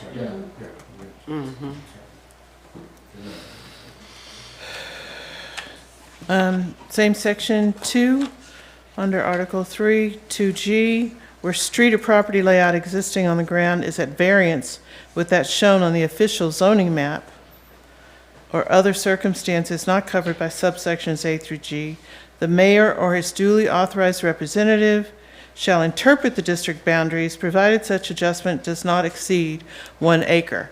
I definitely think we need survey included in that, not just the mayor coming out and making a decision. Right? Yeah, and I'll just say, we'll check this language. I think this is referring to some maybe very uncommon situation where there was a public, something's maybe revoked, and you had a street that's not a street anymore, or like, or something, so let us look at that, we'll look at that and figure out. Thank you. That whole phrase. Yeah. the whole phrase. Yeah, that Thank whole you. phrase is messed up. Same page, section 3B, no yard or lot existing at the time of passage of this ordinance shall be reduced in size or area below the minimum requirements set forth herein, except where to do so would lead to lots that are less non-conforming than prior to the re-subdivision.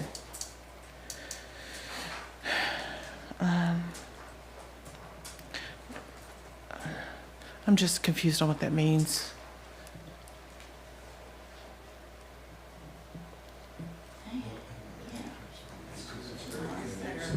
Okay, it's not just me.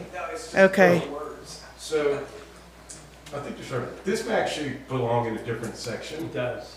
Yeah. So, let's pause it. I mean, and it may be repeated, but I'll make a note on this. This is, and maybe we get to non-conforming, we could talk about this, but. I'll put yeah. different section on here and then we'll get back to that next. I'm sure we'll be meeting again. Okay, next page, 3.2, section 4, establishment of districts. Currently we have residential, mixed residential, commercial, business, and industrial, correct? Did I get them all? Mobile home district. And a mobile home district, okay. So, so first I thought, well, RS1 and RS2 are the same, but they're not. I just wanted to get everybody to focus on all these different districts we have now, that we're going to have. And I'm not saying they're good or bad, I'm just saying I wanted to point out we've got many more now. And additionally, there are 2 districts can be overlaid, and that would be PUD, the planned unit development, MHO, manufacturing housing overlay, and then the I-10 interstate frontage. Section B, it says, okay. B, if in accordance with the provisions of this ordinance and statutes, changes are made in district boundaries or other matter portrayed on official zoning map, such changes shall be made on this official zoning map after the city's approved the amendment and attached to this ordinance. Each such charge of the map shall be dated, signed, and certified in accordance with section 2 through 13 of the Sulphur Home Rule Charter. So is that's, I'm just wondering what the home. I'll just review it, that probably came from the current code, let us review it and make. Thank you. That's just having the mayor sign it. Once it's approved, he signs it, and Oh, that's what that section 13 is? Thank you. Mayor signs, okay. Arlene, thank you. The next one, no change of any nature shall be made in this official zoning map or matter shown thereon except in conformity with the procedure set forth in this ordinance. Any unauthorized changes of whatever kind by any person or persons shall be considered violation of the ordinance and punishable under section 30 and comma violations of this ordinance. Section 30, that's the code of ordinances, is that what it's referring to? Yeah, we'll make sure to correct that reference so you can see it. I think that's actually an updated when we changed it and our still placeholder, yeah. I don't have 30. Yeah, I don't know. I'm sorry, that's XXX is Roman for 30. Roman number 30, yeah. Oh, yeah, no, so. Yeah, that's how famous. I'm a math teacher, I go right to Roman numerals. Triplets. Okay. Yeah, we could tell stories. 30. That's the secret chapter. Page 3-3, section 5, residential use districts. Let's see, I've written down HSW, health, safety, welfare. What if I want to sell, oh, this is where what if I want to sell a small lot? So we have RS1, purpose of this district is to provide for low-density residential development with relatively large setbacks and open space areas and to promote accessory and very limited non-residential sheds and accessory buildings. And RS2 is smaller development things. And my it's a question I was posing to a couple of people before the meeting got started. If I own a piece of property that has approximately 120 frontage feet, and I want to sell a little piece to my son in the city right now, if we have 50 feet frontage, that's to code, I could sell my son 50 feet of my property, have it surveyed, and give him part of my property. You know, assuming, of course, that it meets the square footage of the area. But if I live in an area where now you're going to say, oh, you have to have 75 feet. Well, I don't have 75 feet enough to do that. I just feel like we're about to become, the whole purpose of this, as we said in the beginning, is to not have people coming for variances, right? We want to simplify this to where we don't have that.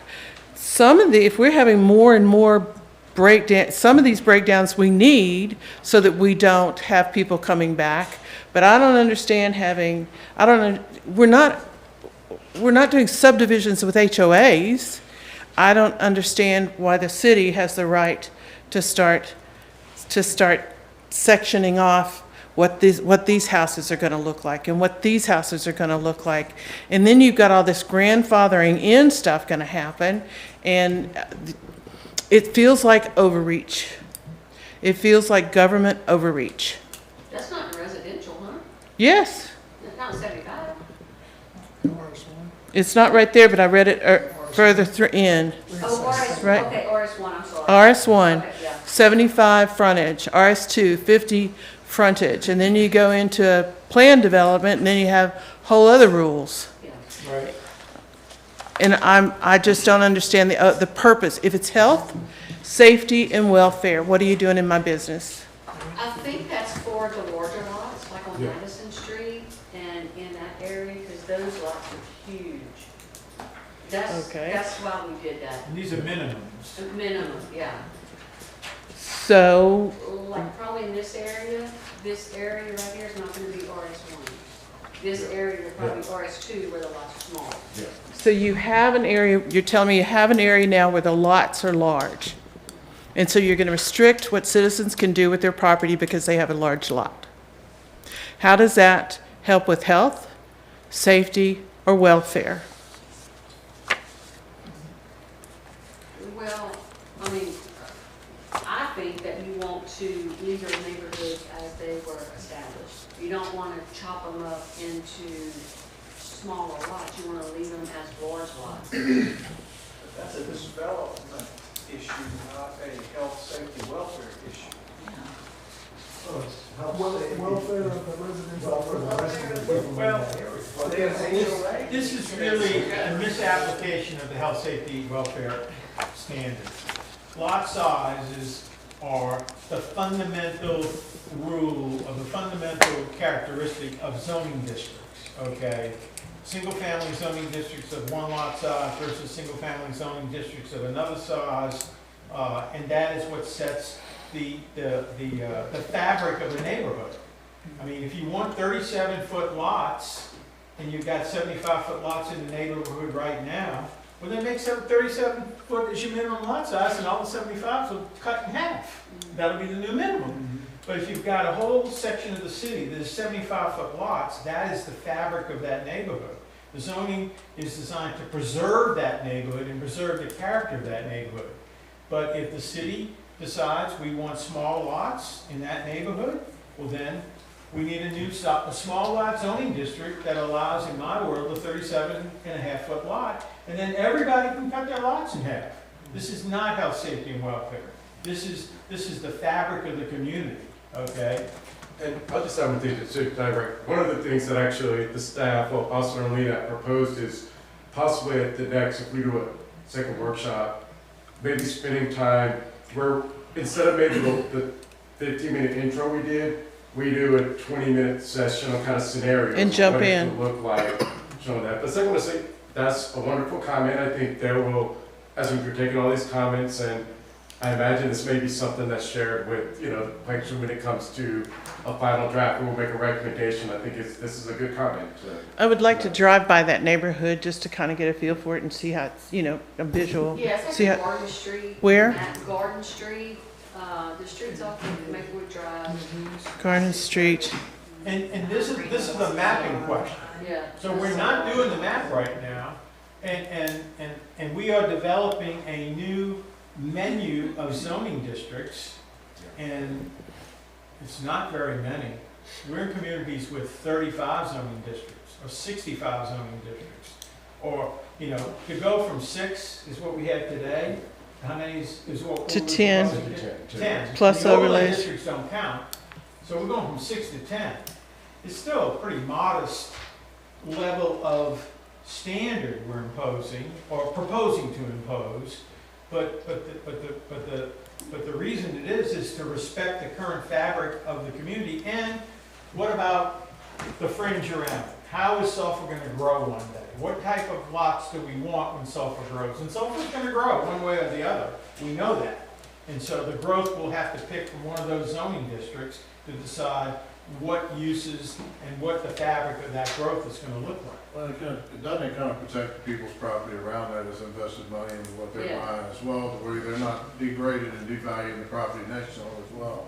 I don't want to go buy a big old piece of property, build a big beautiful home there, and then have somebody come buy the lot next to me and section it off and put a house right up next to me. Oh, how about put 4 houses right next to you? Right, correct, and devalue what I just purchased and devalue the property and devalue the neighborhood It's as the well. fabric of the neighborhood. I mean, it's got its purposes in it, it's kind of a check and balance thing, and if you want a small property, go live in a small neighborhood.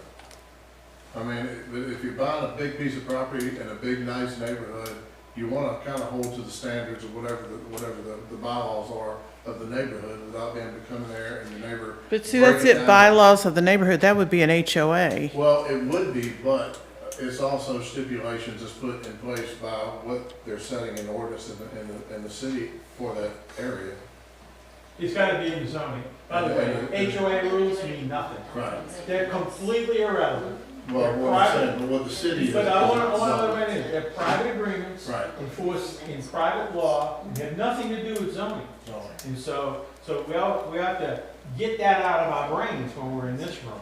So okay? the development, let's say some guy bought 640 acres on the outskirts of Sulphur, and he said, I'm gonna develop lots of 2 acres minimum. That means absolutely nothing if somebody comes in here and says, I would like to take my 2 acres and break it up. If they can show reason that they could. No, depending on what his zoning is. Well, that's what I'm If saying. he wants to buy 640 acres of land inside the city limits of zoning, we're gonna tell him he's gonna know what the zoning is. Okay. And he's gonna have an HOA that says. People could yeah. ask for a rezone of that. So I think I'll probably say, and this is actually a good, and this may be what we can do more next time, talk about This is scenarios. So I do think, Love if someone is, right now, we have proposing zoning districts appropriate where we feel tomorrow work with like the development pattern of Sulphur. I'll just make sure, if someone goes on the outskirts and says, I want to come into the city of Sulphur, I want to do 2 acre lots, it may be time for the city to consider actually adding a new zoning district that's 1 or 2 acre lots. It's more of a rural But type that of would development be- pattern on the yeah. edge of your city. Yeah. That's not a bad thing. Yeah. But we might need a new zoning classification for that type of growth. And the city would react to that. Yeah, that's it, yeah. And what it does is when you move into an area, if it's zoned the way, and you're moving into an area because that's the area you want to live in, then you know because of the zoning. That it's stable and gonna stay that way. It It's not, should, you're right. yeah. And there's where I have the problem where certain businesses are coming into residential areas and buying a house. And asking for a rezoning and then developing it as a business. And then a year later, they get another house or 2. Yeah. And then a year later, they get another house or 2. And they just keep encroaching upon an area that is zoned Well, residential. it sounds like in your example, that hypothetical person is violating several of the standards we talked about 45 minutes ago. Yeah. Right. Never seen it, that's why I'm asking. I get it, so that's why we're updating the code, making it fair. That's the problem. Educating people about it, coming up with new districts where it might be appropriate. And then what happens is that these folks, they now protect the standards. And when we have the new standards in place, they will protect those new standards. And so we need to make sure whatever our new standards are, allow for all the variables that we, as the citizens of Sulphur, want to see in these different areas. I mean, I know that the requirements I want in District 1 are going to be way different than what Sheila or Josh want. I'm sure. Because your neighborhood. Sounds great to me. Yeah. But yeah. Well, I'll look up this thing, 'cause I wanna- Districts, it's like in District 5, there's so many of these different zonings. I mean, literally one street over. I mean, we had a lot of conversations just in comparison with my neighborhood. It's the lot sizes didn't, what my neighborhood would be zoned as, my lot doesn't conform. So it's like we were really, until we actually look, kind of like y'all were saying earlier, we need a workshop where we look at the maps. It's hard to visualize and understand. Yeah. Because I did, and I was kind of like, oh wait, I can't live in that neighborhood. I wouldn't be able to build my house. And maybe I'll just jump in and say a little bit, speaking to, the book side.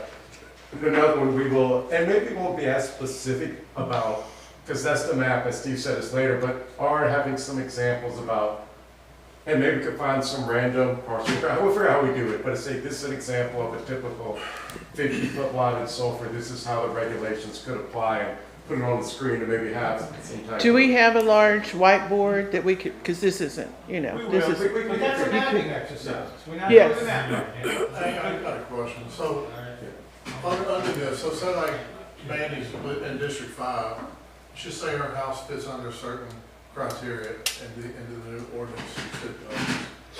And then a natural disaster comes, wipes her house out.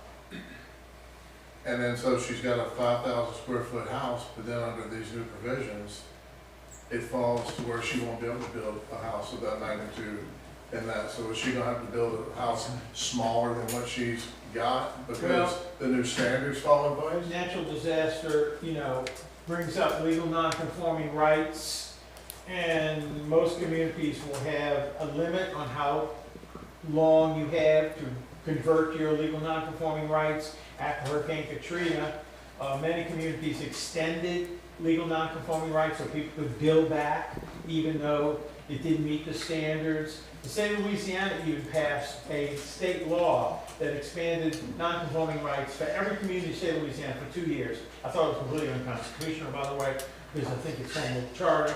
But I think your example is a good one, and communities will have to roll with those things and work with communities and say, well, wait, you got wiped out, you have a 49-foot lot, and you live in a zoning district that requires 75-foot lots, you can't rebuild because you don't have a 75-foot lot. Right. That's not gonna work. 90% of the houses in Sulphur probably don't conform with the lot size. I agree. I mean, they don't. And so and they're trying to fit that in the window to where it works for people under situations that, because you're gonna be in a kind of a predicament at some point, you're gonna have to make that decision. Well, How are you gonna do let's it? go with my example. You got a 49-foot lot. The rezoning said they had to be 75-foot lots. Absent a national disaster, every one of those 49-foot or 50-foot lots would be legal non-conforming. Well, that's probably the wrong zoning, okay? Yeah. Let's look at another one. What if all of the lots in my mythical neighborhood had 40-foot lots, and we only had a zoning category that allowed for 50-foot lots? So we would recommend, well, let's zone that neighborhood for the 50-foot lots and make 500 lots non-conforming. That's, what we need? We need a new zoning category that allows 40-foot lots. And we've been in a community that exact thing happened, where they had 40-foot lots, the minimum was 50, And we said, well, we can't make 7,000 lots, this was a big city, 7,000 lots non-conforming, so we ended up creating a new zoning category for the 40-foot lot area, because that was the fabric of that neighborhood. Okay. Now, that didn't mean anybody else in town could say, hey, I like that 40-foot thing, I want 40 feet over here, I want 40 feet over there. No, that's not what that means. Just because that neighborhood, under its unique pattern, got that new zoning cap, that didn't mean every developer in town said, I want the 40-foot lots, because that wasn't working on that. So we have to look at the other criteria. So as an example, Cindy, majority of yours don't conform to 50-foot frontage, do you think? I'm just curious about District 2, District 1. We need to do a lot analysis. We get to the map, we will actually have an analysis of every block in the city by dimensions. And we'll know that. And it'll be crystal clear to us. In the city of Zachary, a new zoning category was proposed 2 years ago. And the new zoning category would have created 11,000 non-conforming lots. And we said, oh no, you don't want 11,000 non-conforming lots in the city of Zachary for a lot of reasons. Mostly because we didn't want the development department to have to deal with thousands of requests and never mind. Well, that's how District 1 is now. Most of them are non-conforming. That's what I was saying. It's on once. Mine's probably, ours is 80 foot across the front, and her mom's house that's next door to us is probably 50 foot.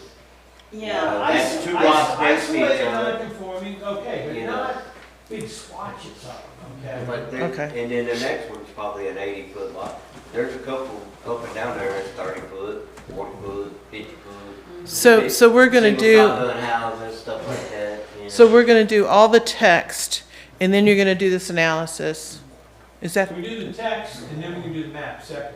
Okay. And then you marry the And two then together. if District 1 seems to have majority that are non-conforming, then we'll make a new district? I gotta be, I don't like the word district, I like the area of the city, because we're not gonna make this decision, no disrespect, based on politics. We're gonna base it on land use decisions and the pattern of the city, okay? But you will have to make a district, right? A new district or no? No, it's You just can a change. a zoning area. I thought you meant district meaning a district where someone is elected. No, we have, You meant a zoning district. All the zoning's gonna change. a new zoning district for her area of town. Yeah, because Okay. like on my side of the street, New it's 8 standards. foot, on the other I'm side, sorry, I it's misunderstood what you said. about Yeah, district. districts, yeah. It might just be part of the voting district. Oh, right. Right. Oh, yeah, Yes, yeah. yes. Checkerboard all over. Yes. It's just terminology get confused. Yeah, so what if there's an area of town that, you don't want, a whole block, or what if it's sporadic? You have, one on a block that meets the criteria, but you have 100 blocks where it's only one house on each one. Is there a percentage where you say if 50% or 20% or? It's a policy decision that the community and the elected officials Okay. have to make. But we're not gonna go R1 here, R3 there. We're not doing a measles, that's called a measles map. Okay? With little measles all over it. That's not gonna work. Okay, good. And I just want to, because it is important to have the text, right? And it doesn't mean, we have some communities, I'll say, where they may make a minor tweak to the zoning district when they adopt the map, but the idea is, and I think you're on the right path, all of these comments, you can't really have the next conversation until you know the districts. So that's why, one of the reasons why for this part of it, we're laying out the rules first, and then you go back and look at, student analysis. These districts will change it. They will adjust to the comments we're hearing tonight. They will adjust to the workshops that we have over the next few months. Okay.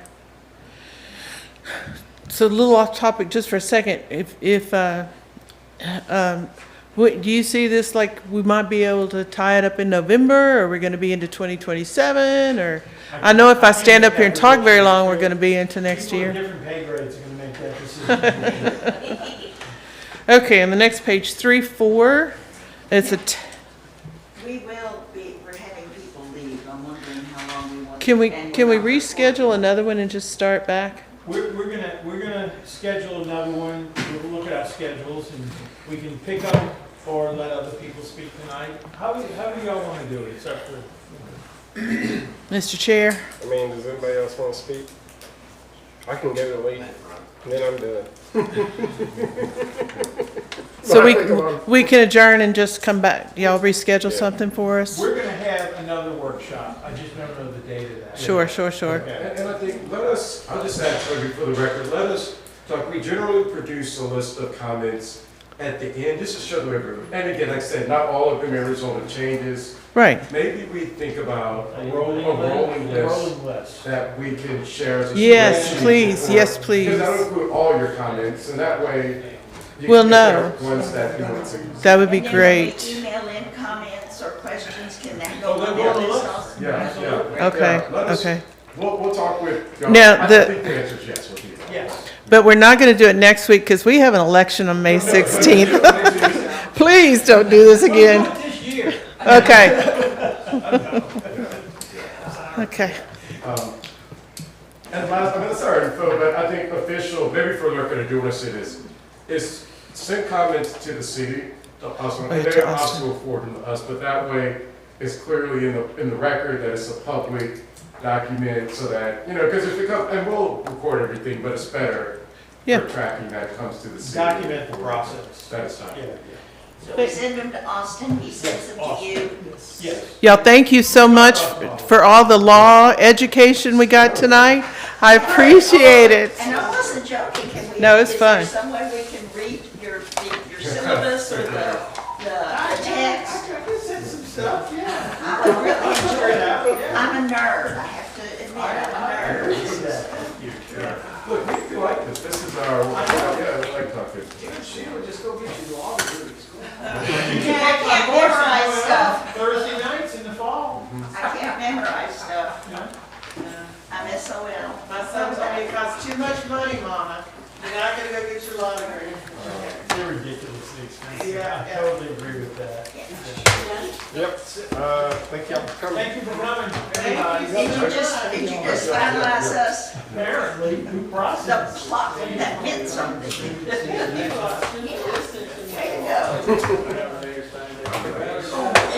Thank y'all for spending with us. Absolutely. Yeah.